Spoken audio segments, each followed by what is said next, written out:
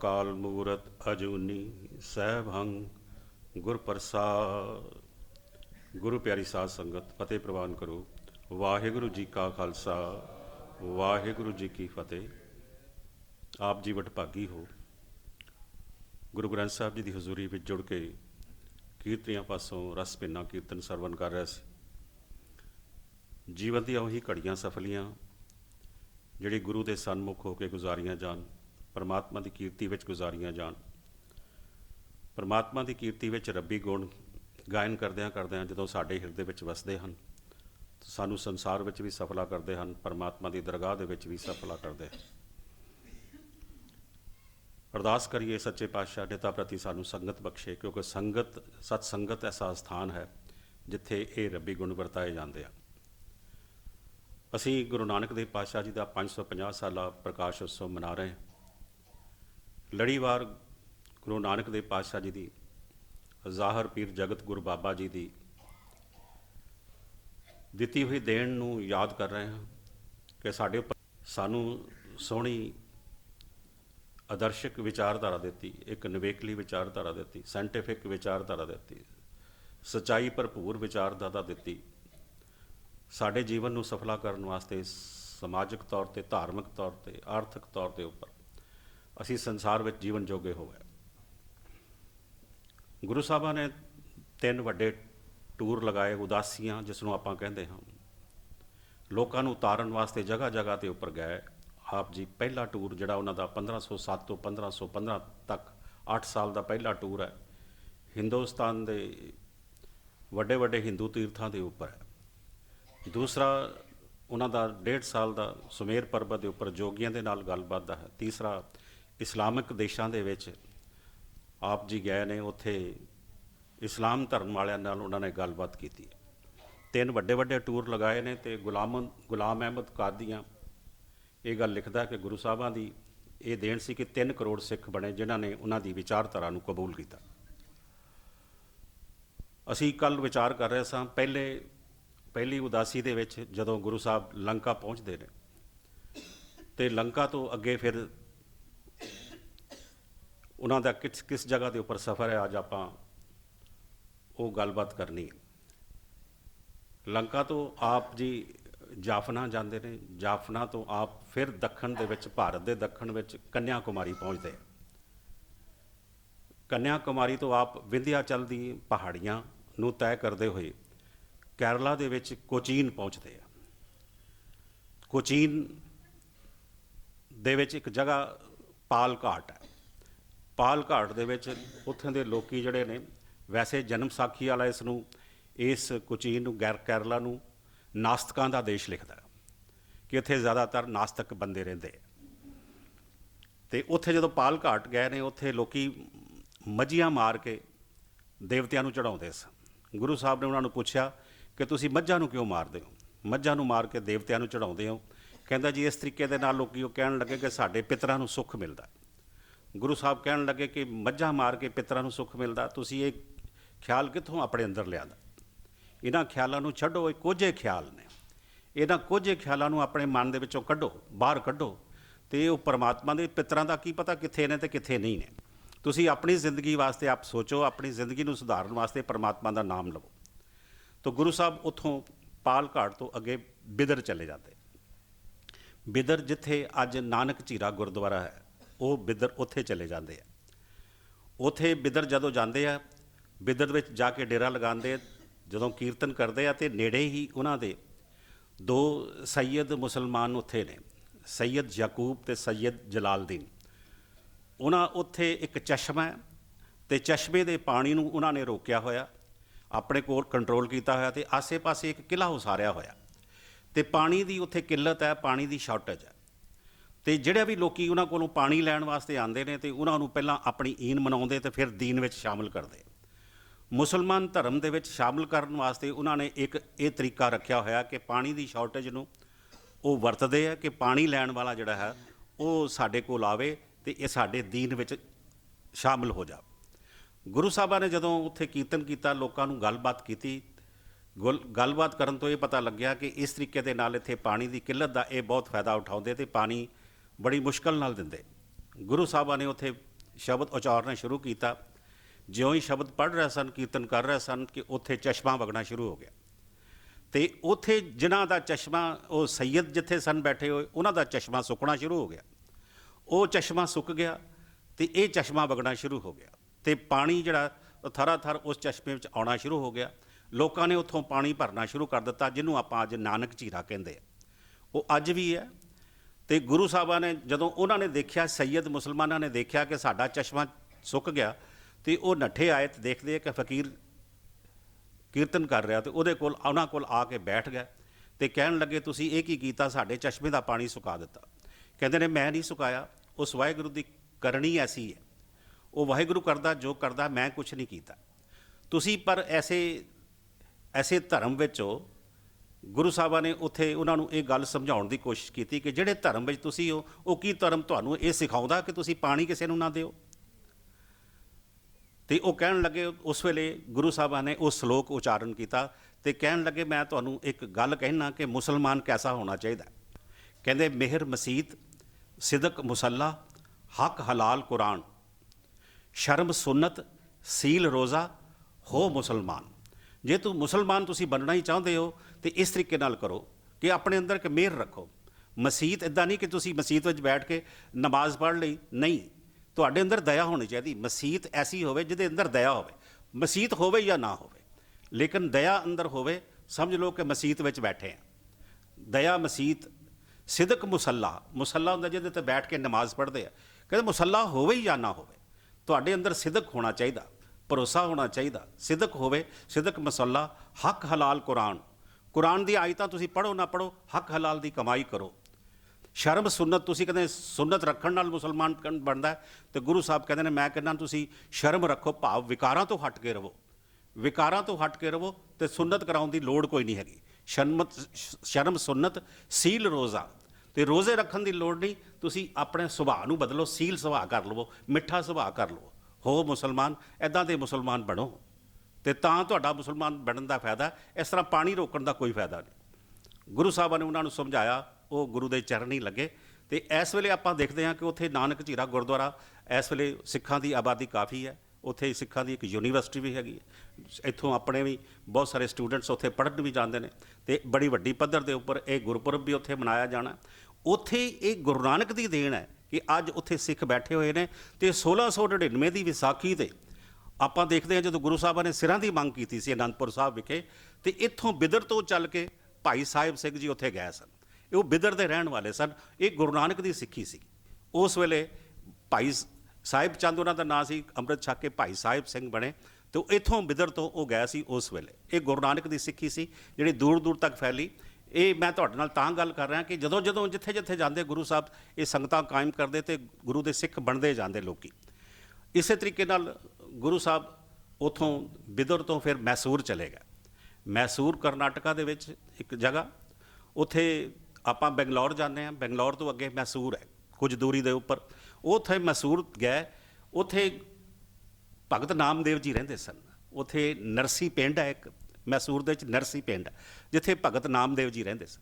ਭਗਤ ਨਾਮਦੇਵ ਜੀ ਦੇ ਸ਼ਬਦ ਲੈਣ ਵਾਸਤੇ ਗਏ ਗੁਰੂ ਸਾਹਿਬ। ਜਦੋਂ ਆਪਣੇ ਇਹਨਾਂ ਦੌਰਿਆਂ ਦੇ ਵਿੱਚ 3 ਉਦਾਸੀਆਂ ਦੇ ਵਿੱਚ 15 ਭਗਤਾਂ ਦੀ ਬਾਣੀ, ਜਿਹੜੀ ਆਪਾਂ ਗੁਰੂ ਗ੍ਰੰਥ ਸਾਹਿਬ ਵਿੱਚ ਪੜ੍ਹਦੇ ਹਾਂ, ਗੁਰੂ ਨਾਨਕ ਦੇਵ ਪਾਤਸ਼ਾਹ ਜੀ ਨੇ 15 ਭਗਤਾਂ ਦੀ ਬਾਣੀ ਇਕੱਠੀ ਕੀਤੀ ਸੀ, ਜਿੱਥੇ ਉਹ ਆਪਣੀ ਬਾਣੀ ਲਿਖਦੇ ਜਾਂਦੇ, ਨਾਲ ਨਾਲ ਆਪਣੇ ਹੱਥ ਆਪਣੇ ਨਾਲ ਕਿਤਾਬ ਰੱਖਦੇ, ਉਹਦੇ ਨਾਲ ਆਪਣੀ ਬਾਣੀ ਵੀ ਲਿਖਦੇ ਜਾਂਦੇ, ਤੇ ਨਾਲ ਜਿਹੜੀ ਭਗਤਾਂ ਦੀ ਬਾਣੀ ਜਿਹੜੀ ਉਹਨਾਂ ਦੇ ਵਿਚਾਰ ਨਾਲ ਮੇਲ ਖਾਂਦੀ। ਸਾਰੇ ਭਗਤਾਂ ਦੀ ਬਾਣੀ ਨਹੀਂ, ਜਿਨ੍ਹਾਂ ਨੂੰ ਵੀ ਕਈਆਂ ਨੂੰ ਮਿਲੇ, ਉਹਨਾਂ ਦੀ ਬਾਣੀ ਨਹੀਂ ਉਹਨਾਂ ਨੇ ਰੱਖੀ।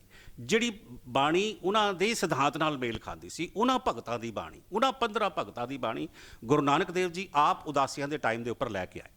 ਜਿਵੇਂ ਆਪਾਂ ਦੇਖਿਆ ਬਨਾਰਸ ਗਏ, ਉੱਥੇ 224 ਸ਼ਬਦ ਕਬੀਰ ਸਾਹਿਬ ਦੇ ਲੈ ਤੇ 40 ਸ਼ਬਦ ਭਗਤ ਰਵਿਦਾਸ ਜੀ ਦੇ ਲੈ, ਉੱਥੇ ਉਹ ਵੀ ਗੁਰੂ ਸਾਹਿਬ ਨੇ ਨਾਲ ਲੈ। ਇੱਥੇ ਹੁਣ ਜਦੋਂ ਇੱਥੇ ਆਏ ਆ ਤੇ ਨਰਸੀ ਪਿੰਡ ਵਿੱਚ ਭਗਤ ਨਾਮਦੇਵ ਜੀ ਰਹਿੰਦੇ। ਹੁਣ ਉਹਨਾਂ ਦੀ ਵਿਚਾਰਧਾਰਾ ਕਿਵੇਂ ਮੇਲ ਖਾਂਦੇ, ਜਦੋਂ ਉਹਨਾਂ ਨੇ ਬਾਣੀ ਪੜ੍ਹੀ ਤੇ ਉਹਨਾਂ ਨੇ ਉਹ ਗੱਲ ਸੁਣੀ ਭਗਤ ਨਾਮਦੇਵ ਜੀ ਦੀ, ਇੱਥੇ ਭਗਤ ਨਾਮਦੇਵ ਜੀ ਹੋਏ ਤੇ ਕਿਸ ਤਰੀਕੇ ਨਾਲ ਰਹੇ। ਆਪਾਂ ਦੇਖਦੇ ਹਾਂ ਕਿ ਉਹਨਾਂ ਨੂੰ ਸ਼ੂਦਰ ਕਹਿੰਦੇ ਸਨ ਸਾਰੇ, ਉਹਨਾਂ ਨੂੰ ਸਾਰੇ ਸ਼ੂਦਰ ਕਹਿੰਦੇ ਸਨ, ਮੰਦਿਰ ਵਿੱਚ ਜਾਣ ਨਹੀਂ ਸੀ ਦਿੰਦੇ। ਉਹਨਾਂ ਦੇ ਆਪਾਂ ਸ਼ਬਦ ਪੜ੍ਹਦੇ ਹਾਂ, ਮੋਕੋ ਤੂੰ ਨਾ ਵਿਸਾਰ, ਤੂੰ ਨਾ ਬਸਾਰ, ਤੂੰ ਨਾ ਵਿਸਾਰ ਰਾਮਈਆ, ਸ਼ੂਦ ਸ਼ੂਦ ਕਰ ਮਾਰ ਉਠਾਇਓ, ਕਹਾਂ ਕਰੂੰ ਬਾਪ ਬੀਠਲਾ, ਇਹ ਪੰਡਿਆ ਮੋਕੋ ਢੇਡ ਕਹਿਤ ਹੈ, ਤੇਰੀ ਪੈਜ ਪਛਾਉਂਦੀ ਹੋਈ ਲਾ। ਆਪਾਂ ਇਹ ਸ਼ਬਦ ਪੜ੍ਹਦੇ ਆ ਨਾ। ਭਗਤ ਨਾਮਦੇਵ ਜੀ ਕਹਿੰਦੇ ਨੇ, ਇਹ ਪੰਡਿਆ ਮੋਕੋ ਢੇਡ ਕਹਿਤ ਹੈ, ਮੈਨੂੰ ਸ਼ੂਦਰ ਕਹਿੰਦੇ ਆ, ਤੇ ਮੈਂ ਇਹ ਸਮਝਦਾ ਪਰਮਾਤਮਾ ਇਹ ਤੇਰਾ ਵੀ ਸਤਿਕਾਰ ਨਹੀਂ ਕਰਦਾ, ਕਿਉਂਕਿ ਮੈਂ ਤਾਂ ਤੇਰਾ ਬੰਦਾ ਹੈਗਾ। ਇਹ ਪੰਡੀਆਂ ਮੁਕੋ ਢੇਡ ਕਹਿਤ ਹੈ, ਤੇਰੀ ਪੈਜ ਪਛਾਉਂਦੀ ਹੋਏ ਲਾ, ਤੇਰੀ ਪੈਜ ਮੈਨੇ ਤੇਰਾ ਸਤਿਕਾਰ ਜਿਹੜਾ ਪਿੱਛੇ ਜਾ ਰਿਹਾ, ਇਹ ਤੇਰਾ ਸਤਿਕਾਰ ਵੀ ਨਹੀਂ ਪੰਡਤ ਕਰਦਾ ਜਿਹੜਾ ਮੈਨੂੰ ਸ਼ੂਦਰ ਕਹਿੰਦੇ ਆ। ਇੱਕ ਤਾਂ ਸ਼ੂਦਰਾਂ ਦੇ ਪੱਖ ਲੈ ਕੇ ਤੇ ਬ੍ਰਾਹਮਣ ਦੀ ਉੱਚਤਾ ਦੇ ਨਾਲ ਟਾਕਰਾ ਕਰਨਾ ਉਸ ਵੇਲੇ ਬੜਾ ਮੁਸ਼ਕਲ ਸੀ, ਲੇਕਿਨ ਕੀਤਾ ਉਸਨੇ। ਭਗਤ ਨਾਮਦੇਵ ਜੀ ਨੇ ਕੀਤਾ, ਇਹ ਗੱਲ ਕੀਤੀ। ਦੂਸਰੀ, ਉਹ ਧਰਮ ਦੀ ਕਿਰਤ ਕਰਦੇ ਸਨ। ਹੁਣ ਜਦੋਂ ਗੁਰੂ ਸਾਹਿਬਾਂ ਨੇ ਇਹ ਸਾਰੀਆਂ ਚੀਜ਼ਾਂ ਦੇਖੀਆਂ ਨਾ, ਜਦੋਂ ਧਰਮ ਦੀ ਕਿਰਤ ਕਰਦੇ ਸਨ, ਉਹ ਕੱਪੜੇ ਛਾਪਦੇ ਸਨ, ਤਾਈਓ ਲੋਕੀ ਛੀਂਬਾ ਕਰਕੇ ਬੁਲਾਉਂਦੇ ਸਨ ਉਹਨਾਂ ਨੂੰ, ਕਿ ਉਹ ਛਾਪਦੇ ਸਨ, ਕੱਪੜੇ ਠਾਕਦੇ ਸਨ। ਤੇ ਭਗਤ ਤਰਲੋਚਨ ਜੀ ਇੱਕ ਵਾਰੀ ਉਹਨਾਂ ਕੋਲ ਆਏ ਤੇ ਕਹਿਣ ਲੱਗੇ, ਨਾਮਾ ਮਾਇਆ ਮੋਹਨਾ ਨਾਮਾ ਮਾਇਆ ਮੋਹਿਆ ਕਹੇ ਤਰਲੋਚਨ ਮੀਤ, ਕਾਹੇ ਛੀਪੋ ਛਾਇਲੇ ਰਾਮ ਨਾ ਲਾਵੋ ਚੀਤ। ਨਾਮਾ ਕਹੇ ਤਰਲੋਚਨਾ ਮੁਕਤੇ ਰਾਮ ਸਮਾਲ, ਹਾਥ ਪਾਉ ਕਰ ਕਾਮ ਸਭ ਚੀਤ ਨਿਰੰਜਨ ਨਾਲ। ਭਗਤ ਨਾਮਦੇਵ ਜੀ ਕਹਿੰਦੇ ਨੇ ਕੰਮਕਾਰ ਤੇ ਆਪਾਂ ਹੱਥਾਂ ਨਾਲ ਕਰਨਾ, ਤੇ ਚਿੱਤ ਵਿੱਚ ਨਿਰੰਜਨ ਨੂੰ ਵਾਹਿਗੁਰੂ ਟਿਕਣਾ ਚਾਹੀਦਾ। ਆਪਾਂ ਕੰਮਕਾਰ ਕਰਦੇ ਪਰਮਾਤਮਾ ਦਾ ਨਾਮ ਜਪੀ। ਇਹੀ ਗੱਲ ਗੁਰੂ ਨਾਨਕ ਦੇਵ ਪਾਤਸ਼ਾਹ ਜੀ ਵੀ ਕਹਿੰਦੇ, ਤਾਂ ਉਹਨਾਂ ਦੇ ਨਾਲ ਮਿਲਦੀ। ਫਿਰ ਉਸ ਵੇਲੇ ਰਾਜ ਹੈ ਫਿਰੋਜ਼ ਤੁਗਲਕ ਦਾ, ਤੇ ਫਿਰੋਜ਼ ਤੁਗਲਕ ਉਹਨਾਂ ਨੂੰ ਕਹਿੰਦਾ, ਭਗਤ ਨਾਮਦੇਵ ਜੀ ਨੂੰ ਕਹਿੰਦਾ ਕਿ ਤੁਸੀਂ ਖੁਦਾ ਕਰਿਆ ਕਰੋ, ਰਾਮ ਨਾ ਕਰਿਆ ਕਰੋ। ਉਹ ਕਹਿਣ ਲੱਗੇ ਵੀ ਤੇਰੇ ਕਹਿਣ ਦੇ ਉੱਪਰ ਥੋੜ੍ਹੀ ਮੈਂ ਕਹਿਣਾ ਵੀ ਤੂੰ ਕਹੇਂਗਾ ਮੈਨੂੰ ਤੇ ਮੈਂ ਖੁਦਾ ਕਹਿਣਾ ਸ਼ੁਰੂ ਕਰ ਦਿਆਂਗਾ। ਇਹ ਮੇਰੀ ਮਰਜ਼ੀ ਹੈ, ਮੈਂ ਉਹਨੂੰ ਖੁਦਾ ਕਵਾਂ, ਰਾਮ ਕਰਾਂ, ਉਸ ਨੂੰ ਬੀਠਲ ਕਵਾਂ, ਜੋ ਮਰਜ਼ੀ ਕਵਾਂ, ਤੂੰ ਮੈਨੂੰ ਰੋਕ ਨਹੀਂ ਸਕਦਾ। ਤੇ ਉਹ ਕਹਿੰਦਾ ਨਹੀਂ, ਮੇਰਾ ਹੁਕਮ ਹੈ, ਤੂੰ ਖੁਦਾ ਕਹਿਣਾ। ਹੁਣ ਉਹਨੂੰ ਮਾਰਨ ਦਾ ਹੁਕਮ ਹੋਇਆ, ਤੇ ਉਹਦੀ ਮਾਂ ਕਹਿੰਦੀ ਹੈ ਕਿ ਤੂੰ ਖੁਦਾ ਕਹਿਣ ਨਾਲ ਤੈਨੂੰ ਕੀ ਡਰ ਹੈ, ਤੂੰ ਤਾਂ ਉਹ ਖੁਦਾ ਉਸ ਨਹੀਂ ਕਹਿਣਾ ਜਿਸ ਨੂੰ ਤੂੰ ਮੰਨਦਾ ਪਿਆ, ਜਿਸ ਨੂੰ ਰਾਮ ਕਹਿੰਦਾ, ਜਿਹਨੂੰ ਬੀਠਲ ਕਹਿੰਦਾ। ਉਹ ਕਹਿੰਦਾ ਨਹੀਂ, ਇਹਦੇ ਆਖੇ ਲੱਗ ਕੇ, ਇਹਦੇ ਧੱਕੇ ਨਾਲ ਮੈਂ ਖੁਦਾ ਨਹੀਂ ਕਹਿਣਾ। ਵੈਸੇ ਉਹਨਾਂ ਨੇ ਬਾਣੀ ਦੇ ਵਿੱਚ ਰਹੀਮਾ ਕਰੀਮਾ ਸਭ ਲਫ਼ਜ਼ ਵਰਤੇ ਨੇ, ਲੇਕਿਨ ਉਹਨਾਂ ਨੇ ਉਸ ਵੇਲੇ ਫਿਰੋਜ਼ ਤੁਗਲਕ ਦੇ ਕਹਿਣ ਦੇ ਉੱਪਰ ਉਸਨੇ ਕਿਹਾ ਵੀ ਮੈਂ ਖੁਦਾ ਨਹੀਂ ਕਹਿਣਾ। ਗੁਰੂ ਸਾਹਿਬਾਂ ਨੂੰ ਇਹ ਗੱਲ ਵੀ ਬੜੀ ਚੰਗੀ ਲੱਗੀ, ਜਿਸ ਤਰ੍ਹਾਂ ਹੁਣ ਮਾਂ ਨੂੰ ਕਹਿੰਦਾ, ਨਾ ਹੋ ਤੇਰਾ ਪੁੰਗਰਾ ਨਾ ਤੂੰ ਮੇਰੀ ਮਾਏ, ਪਿੰਡ ਪਰੋਂ ਤੋਂ ਹਰ ਗੁਣ ਗਾਏ। ਮੇਰਾ ਕੱਟ ਦਿਓ ਸਰੀਰ ਬੇਸ਼ੱਕ, ਲੇਕਿਨ ਮੈਂ ਤੇ ਮੇਰਾ ਪਿੰਡ ਪਰੋਂ ਤੋਂ ਹਰ ਗੁਣ ਗਾਏ, ਮੈਂ ਤੇ ਉਹ ਰਾਮ ਹੀ ਕਹਾਂਗਾ। ਤੇ ਆਪਣੀ ਮਾਂ ਨੂੰ ਕਹਿੰਦਾ, ਜੇ ਤੂੰ ਮੈਨੂੰ ਕਹੇਂਗੀ ਕਿ ਇਹਦਾ ਫਿਰੋਜ਼ ਤੁਗਲਕ ਦਾ ਮੈਂ ਕਹਿਣਾ ਮੰਨ ਕੇ ਖੁਦਾ ਕਰਨਾ ਸ਼ੁਰੂ ਕਰ ਦਿਆਂ, ਤਾਂ ਤੂੰ ਮੇਰੀ ਮਾਂ ਹੀ ਨਹੀਂ ਹੈਗੀ। ਨਾ ਹੋ ਤੇਰਾ ਪੁੰਗਰਾ ਨਾ ਤੂੰ ਮੇਰੀ ਮਾਏ।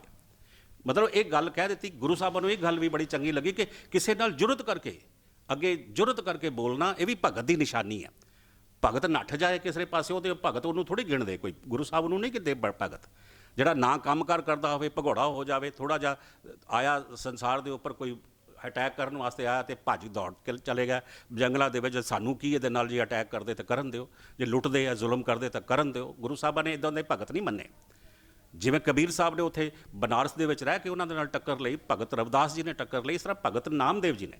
ਤਾਂ ਗੁਰੂ ਸਾਹਿਬਾਂ ਨੇ ਉਹਨਾਂ ਦੀ ਬਾਣੀ 61 ਸ਼ਬਦ ਉੱਥੋਂ ਲੈ, ਤੇ ਨਾਲ ਬਾਰਸੀ ਪਿੰਡ ਹੈ, ਬਾਰਸੀ ਪਿੰਡ ਤੋਂ ਗੁਰੂ ਸਾਹਿਬਾਂ ਨੇ ਭਗਤ ਤਰਲੋਚਨ ਦੇ ਜੀ 4 ਸ਼ਬਦ ਉੱਥੋਂ ਲੈ, ਤੇ ਉੱਥੋਂ ਫਿਰ ਗੁਰੂ ਸਾਹਿਬ ਜਿਹੜੇ ਨੇ ਉਹ ਅੱਗੇ ਚੱਲਦੇ ਆ। ਅੱਗੇ ਆਪ ਜੀ ਚੱਲਦੇ ਹੈ ਤੇ ਉਹਨਾਂ ਨੇ ਅੱਗੇ ਨੰਦੇੜ ਗਏ, ਨੰਦੇੜ ਤੋਂ ਨਾਸਕ ਗਏ, ਨਾਸਕ ਤੋਂ ਪੂਨਾ ਗਏ ਨੇ, ਤੇ ਪੂਨਾ ਅੱਗੇ ਨਰਮਦਾ ਨਦੀ ਦੇ ਕਿਨਾਰੇ ਪੰਚਵਟੀ ਚਲੇ ਗਏ ਨੇ। ਤੇ ਪੰਚਵਟੀ ਜਿੱਥੇ 5 ਦਰਖਤ ਲੱਗੇ ਹੋਏ ਨੇ, 5 ਦਰਖਤਾਂ ਦੀ ਛਾਂ, ਉਹਨੂੰ ਪੰਚਵਟੀ ਕਹਿੰਦੇ ਆ। ਉੱਥੇ ਪੂਨੇ ਦੇ ਵਿੱਚ ਪੰਚਵਟੀ ਇਹਨੂੰ ਕਹਿੰਦੇ, 5 ਦਰਖਤਾਂ ਦੀ ਛਾਂ ਹੈ। ਉੱਥੇ ਪਿੱਪਲ ਹੈ, ਬੋਹੜ ਹੈ, ਬੇਲ ਹੈ, ਔਲੇ ਦੇ ਦਰਖਤ ਨੇ ਤੇ ਅਸ਼ੋਕ ਦੇ ਦਰਖਤ ਨੇ। ਇਹ 5 ਦਰਖਤ ਲੱਗੇ ਨੇ ਇੱਕ ਜਗ੍ਹਾ ਦੇ ਉੱਪਰ, ਤੇ ਉਹਨਾਂ ਦੀ ਬੜੀ ਘਣੀ ਛਾਂ, ਉਸ ਨੂੰ ਪੰਚਵਟੀ ਕਹਿੰਦੇ ਆ। ਤੇ ਪੰਚਵਟੀ ਨਰਮਦਾ ਨਦੀ ਦੇ ਕਿਨਾਰੇ ਦੇ ਉੱਪਰ ਹੈ, ਤੇ ਉੱਥੇ ਓਂਕਾਰ ਦਾ ਮੰਦਿਰ ਹੈ। ਉੱਥੇ ਓਂਕਾਰ ਦਾ ਬਹੁਤ ਵੱਡਾ ਮੰਦਿਰ ਹੈ। ਨਰਮਦਾ ਨਦੀ ਵਗਦੀ ਉੱਥੇ, ਕਹਿੰਦੇ ਨੇ ਕਿ ਇਹ ਇੱਕ ਰਿਸ਼ੀ ਹੋਇਆ, ਉਹਦੀ ਪੁੱਤਰੀ ਦਾ ਨਾਂ ਨਰਮਦਾ ਸੀ, ਤੇ ਉਹ ਨਦੀ ਦਾ ਨਾਂ ਵੀ ਉਹਦੀ ਪੁੱਤਰੀ ਦੇ ਨਾਂ ਦੇ ਉੱਪਰ ਹੀ ਪੈ ਗਿਆ, ਉਹਨੂੰ ਨਰਮਦਾ ਨਦੀ ਕਹਿੰਦੇ। ਤੇ ਨਰਮਦਾ ਨਦੀ ਦੇ ਅੰਦਰ ਪੱਥਰ ਨੇ ਜਿਹੜੇ ਸ਼ਿਵਲਿੰਗ ਨੁਮਾ ਨੇ, ਬਿਲਕੁਲ ਉਹਦੀ ਭਾਂਤੀ, ਸ਼ਿਵਲਿੰਗ ਦੀ ਭਾਂਤੀ ਨੇ ਪੱਥਰ, ਤੇ ਉਹਨਾਂ ਨੂੰ ਪੱਥਰਾਂ ਨੂੰ ਓਂਕਾਰ ਮੰਨ ਕੇ ਉਹਨਾਂ ਨੇ ਓਂਕਾਰ ਮੰਦਿਰ ਉੱਥੇ ਸਥਾਪਿਤ ਕੀਤਾ। ਉੱਥੇ ਓਂਕਾਰ ਦਾ ਮੰਦਿਰ ਸਥਾਪਿਤ ਕੀਤਾ। ਗੁਰੂ ਸਾਹਿਬ ਉੱਥੇ ਗਏ ਨੇ, ਓਂਕਾਰ ਦੇ ਮੰਦਿਰ ਗਏ ਨੇ। ਤੇ ਅੱਜ ਦੇਖੋ ਤੁਸੀਂ, ਇੱਕ ਪਾਸੇ ਓਂਕਾਰ ਮੰਦਿਰ ਹੈ ਤੇ ਦੂਸਰੇ ਪਾਸੇ ਗੁਰਦੁਆਰਾ ਹੈਗਾ। ਗੁਰੂ ਨਾਨਕ ਦੇਵ ਪਾਤਸ਼ਾਹ ਜੀ ਨੇ ਉੱਥੇ ਓਂਕਾਰ ਬਾਣੀ ਦਾ ਰਚਨ ਕੀਤਾ। ਓਂਕਾਰ ਬਾਣੀ ਜਿਹੜੀ ਰਾਮਕਲੀ ਰਾਗ ਦੇ ਵਿੱਚ ਹੈ, ਰਾਮਕਲੀ ਮਹਿਲਾ ਪਹਿਲਾ ਜਦੋਂ ਆਪਾਂ ਦਰਸ਼ਨ ਕਰਦੇ ਹਾਂ ਗੁਰੂ ਗ੍ਰੰਥ ਸਾਹਿਬ ਜੀ ਦੇ, ਇਹਦਾ ਸਿਰਲੇਖ ਹੈਗਾ ਰਾਮਕਲੀ ਮਹਿਲਾ ਪਹਿਲਾ ਦੱਖਣੀ, ਅੱਗੇ ਹੈਗਾ ਓਂਕਾਰ। ਬਾਣੀ ਦਾ ਨਾਂ ਓਂਕਾਰ ਹੈ, ਜਿਹੜੀ ਉੱਥੇ ਰਚੀ ਗਈ ਹੈ। ਉਸ ਓਂਕਾਰ ਦੇ ਮੰਦਿਰ ਦੇ ਸਾਹਮਣੇ ਬੈਠ ਕੇ ਗੁਰੂ ਸਾਹਿਬਾਂ ਨੇ ਇਹ ਬਾਣੀ ਰਚੀ ਹੈ। ਉੱਥੇ ਜਦੋਂ ਗੁਰੂ ਸਾਹਿਬਾਂ ਨੇ ਦੇਖਿਆ, ਇਹਨੂੰ ਮੈਂ ਤਾਂ ਤੁਹਾਨੂੰ ਕਹਿ ਰਿਹਾ, ਜਦੋਂ ਆਪਾਂ ਪੜ੍ਹਨ ਵਾਲੇ ਜਿਹੜੇ ਗੁਰੂ ਗ੍ਰੰਥ ਸਾਹਿਬ ਪੜ੍ਹਦੇ ਆ, ਉਹਨੂੰ ਕਈ ਵਾਰੀ ਆਪਾਂ ਦੱਖਣੀ ਓਂਕਾਰ ਪੜ੍ਹਦੇ, ਦੱਖਣੀ ਓਂਕਾਰ ਨਹੀਂ ਪੜ੍ਹਨਾ। ਉਹ ਰਾਮਕਲੀ ਮਹਿਲਾ ਪਹਿਲਾ ਦੱਖਣੀ, ਉਹ ਰਾਗ ਦੀ ਇੱਕ ਕਿਸਮ ਹੈ ਦੱਖਣੀ, ਵੀ ਰਾਮਕਲੀ ਰਾਗ ਨੂੰ ਪੜ੍ਹਨਾ ਦੱਖਣੀ ਦੇ ਵਿੱਚ ਪੜ੍ਹਨਾ। ਜਿਹੜੇ ਰਾਗ ਪੜ੍ਹਨ ਵਾਲੇ ਆ ਉਹਨਾਂ ਵਾਸਤੇ ਇੱਕ ਹਿੰਟ ਹੈ ਵੀ ਇਹ ਸ਼ਬਦ ਦਾ ਤੁਸੀਂ ਅਗਰ ਗਾਇਨ ਕਰਨਾ ਤੇ ਦੱਖਣੀ ਵਿੱਚ ਕਰਨਾ। ਰਾਮਕਲੀ ਰਾਗ ਗਾਉਣਾ ਲੇਕਿਨ ਦੱਖਣੀ ਵਿੱਚ ਗਾਉਣਾ। ਬਾਣੀ ਦਾ ਨਾਂ ਓਂਕਾਰ ਹੈ, ਦੱਖਣੀ ਓਂਕਾਰ ਬਾਣੀ ਦਾ ਨਾਂ ਨਹੀਂ ਹੈਗਾ। ਰਾਗ ਦਾ ਨਾਂ ਹੈ ਰਾਮਕਲੀ ਦੱਖਣੀ ਤੇ ਬਾਣੀ ਦਾ ਨਾਂ ਹੈ ਓਂਕਾਰ।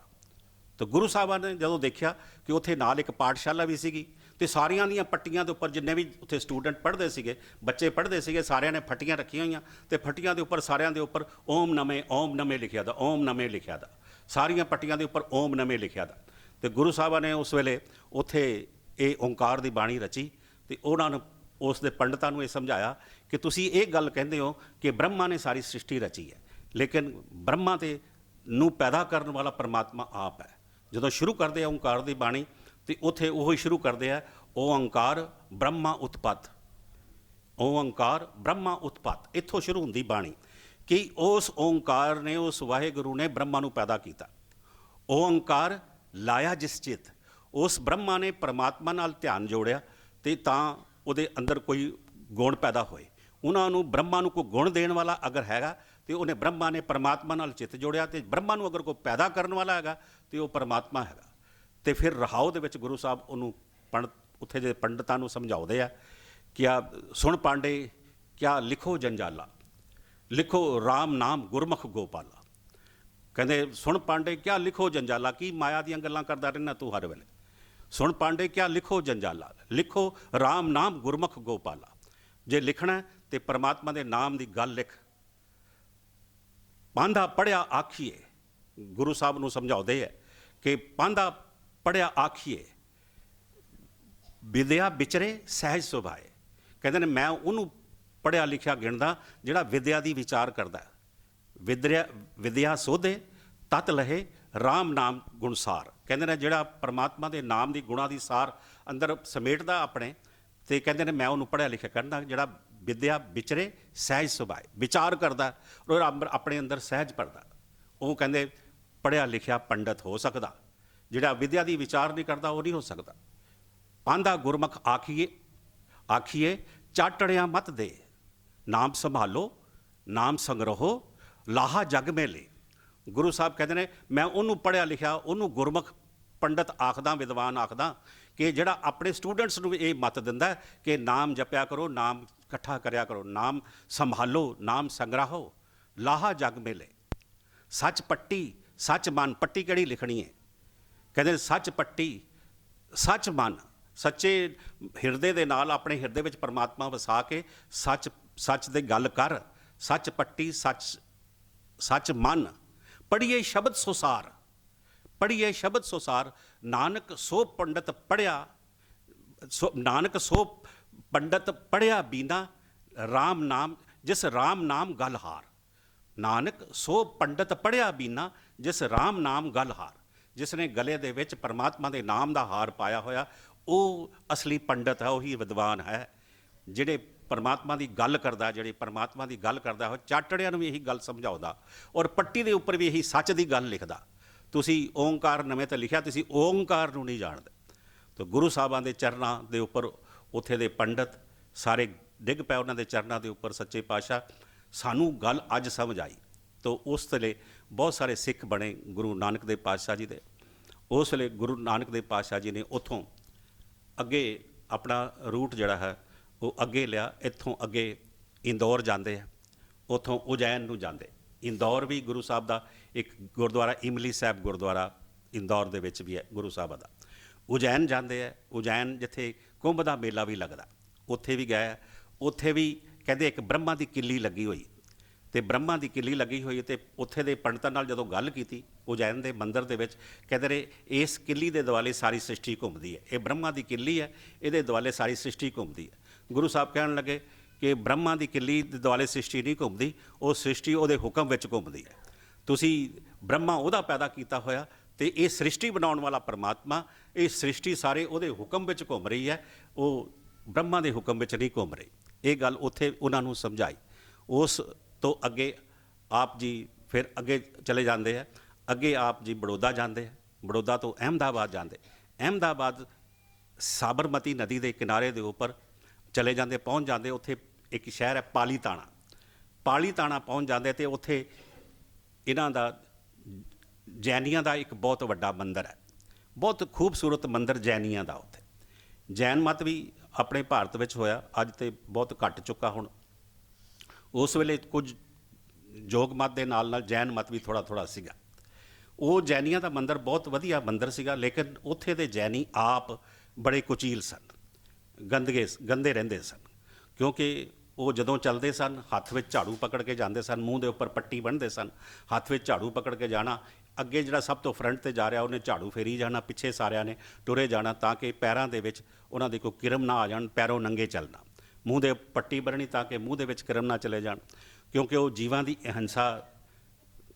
ਹਿੰਸਾ ਨਹੀਂ ਕਰਨਾ ਚਾਹੁੰਦੇ ਸਨ, ਹਿੰਸਾਵਾਦੀ ਸੀ। ਅਤੇ ਇਸ ਤਰੀਕੇ ਦੇ ਨਾਲ ਉਹਨਾਂ ਨੇ ਜਾਣਾ। ਆਪਣਾ ਪਖਾਨਾ ਵੀ ਫਰੋਲ ਦਿੰਦੇ ਸਨ ਤਾਂ ਕਿ ਉਹਦੇ 'ਚ ਕਿਰਮ ਨਾ ਪੈ ਜਾਣ। ਆਪਣੇ ਸਿਰ ਪਟਾ ਲੈਂਦੇ ਸਨ, ਸਵਾਹ ਹੱਥ ਵਿੱਚ ਕਿਸੇ ਨੇ ਮਲਣੀ, ਅਤੇ ਇੱਕ ਨੇ ਬਹਿ ਜਾਣਾ, ਜੈਨੀ ਨੇ ਬਹਿ ਜਾਣਾ, ਅਤੇ ਦੂਸਰੇ ਨੇ ਉਹਦੇ ਸਿਰ ਵਿੱਚੋਂ ਵਾਲ ਪੁੱਟੀ ਜਾਣੇ ਸਵਾਹ ਹੱਥ 'ਚ ਪਕੜ ਕੇ, ਅਤੇ ਇਹਦੇ ਨਾਲ ਪੁੱਟ ਕੇ ਉਹਦੇ ਵਾਲ, ਤਾਂ ਕਿ ਸਿਰ ਦੇ ਵਿੱਚ ਜੂਆਂ ਨਾ ਪੈਣ। ਨਹਾਉਣ ਲੱਗਿਆ ਉਹਨਾਂ ਨੇ ਪਿੰਡੇ ਨੂੰ ਨਹੀਂ ਮਲਣਾ, ਤਾਂ ਕਿ ਇਹਦੇ ਨਾਲ ਕਿਰਮ ਨਾ ਮਰ ਜਾਣ। ਅਤੇ ਰਾਤ ਸ਼ਾਮ ਨੂੰ ਰੋਟੀ ਜਦੋਂ ਖਾਣੀ, ਠੰਡੀ ਰੋਟੀ ਖਾਣੀ, ਲੇਕਿਨ ਸੂਰਜ ਡੁੱਬਣ ਤੋਂ ਪਹਿਲਾਂ ਖਾਣੀ। ਇਸ ਤਰੀਕੇ ਦੇ ਨਾਲ ਉਹਨਾਂ ਦੀ ਸਾਰੀ ਸੀਗੀ ਰਹਿਣੀ ਬਹਿਣੀ, ਇਸ ਤਰੀਕੇ ਦੀ ਸੀਗੀ। ਤੋ ਗੁਰੂ ਸਾਹਿਬ ਜਦੋਂ ਉੱਥੇ ਗਏ, ਉਹਨਾਂ ਨੇ ਦੇਖਿਆ ਮੰਦਿਰ ਬੜਾ ਸ਼ਾਨਦਾਰ ਹੈ, ਲੇਕਿਨ ਰਹਿੰਦੇ ਗੰਦੇ। ਅਤੇ ਉਹਨਾਂ ਨੂੰ ਸਮਝਾਉਣ ਦੀ ਕੋਸ਼ਿਸ਼ ਕੀਤੀ, ਅਤੇ ਉੱਥੇ ਅਨਭੀ ਸਰੇਵੜਾ ਰਹਿੰਦਾ ਸੀ। ਸਰੇਵੜੇ ਤੋਂ ਭਾਵ ਹੈ ਜੈਨੀਆਂ ਦੇ ਪ੍ਰਚਾਰਕਾਂ ਨੂੰ ਸਰੇਵੜਾ ਕਹਿੰਦੇ। ਦੋ ਕਿਸਮਾਂ ਇਹਨਾਂ ਜੈਨੀਆਂ ਦੀਆਂ ਨੇ, ਇੱਕ ਨੂੰ ਸਤੰਬਰ ਕਹਿੰਦੇ, ਇੱਕ ਨੂੰ ਦਿਗੰਬਰ ਕਹਿੰਦੇ। ਜਿਹੜੇ ਸਤੰਬਰ ਨੇ ਉਹ ਚਿੱਟੇ ਕੱਪੜੇ ਪਾਉਂਦੇ ਹੈ, ਜਿਹੜੇ ਦਿਗੰਬਰ ਨੇ ਉਹ ਜਿਹੜੇ ਨੇ ਉਹ ਨੰਗੇ ਰਹਿੰਦੇ ਹੈ। ਇਹਨਾਂ ਦੀਆਂ ਦੋ ਕਿਸਮਾਂ ਨੇ ਇਸ ਤਰ੍ਹਾਂ ਦੀਆਂ।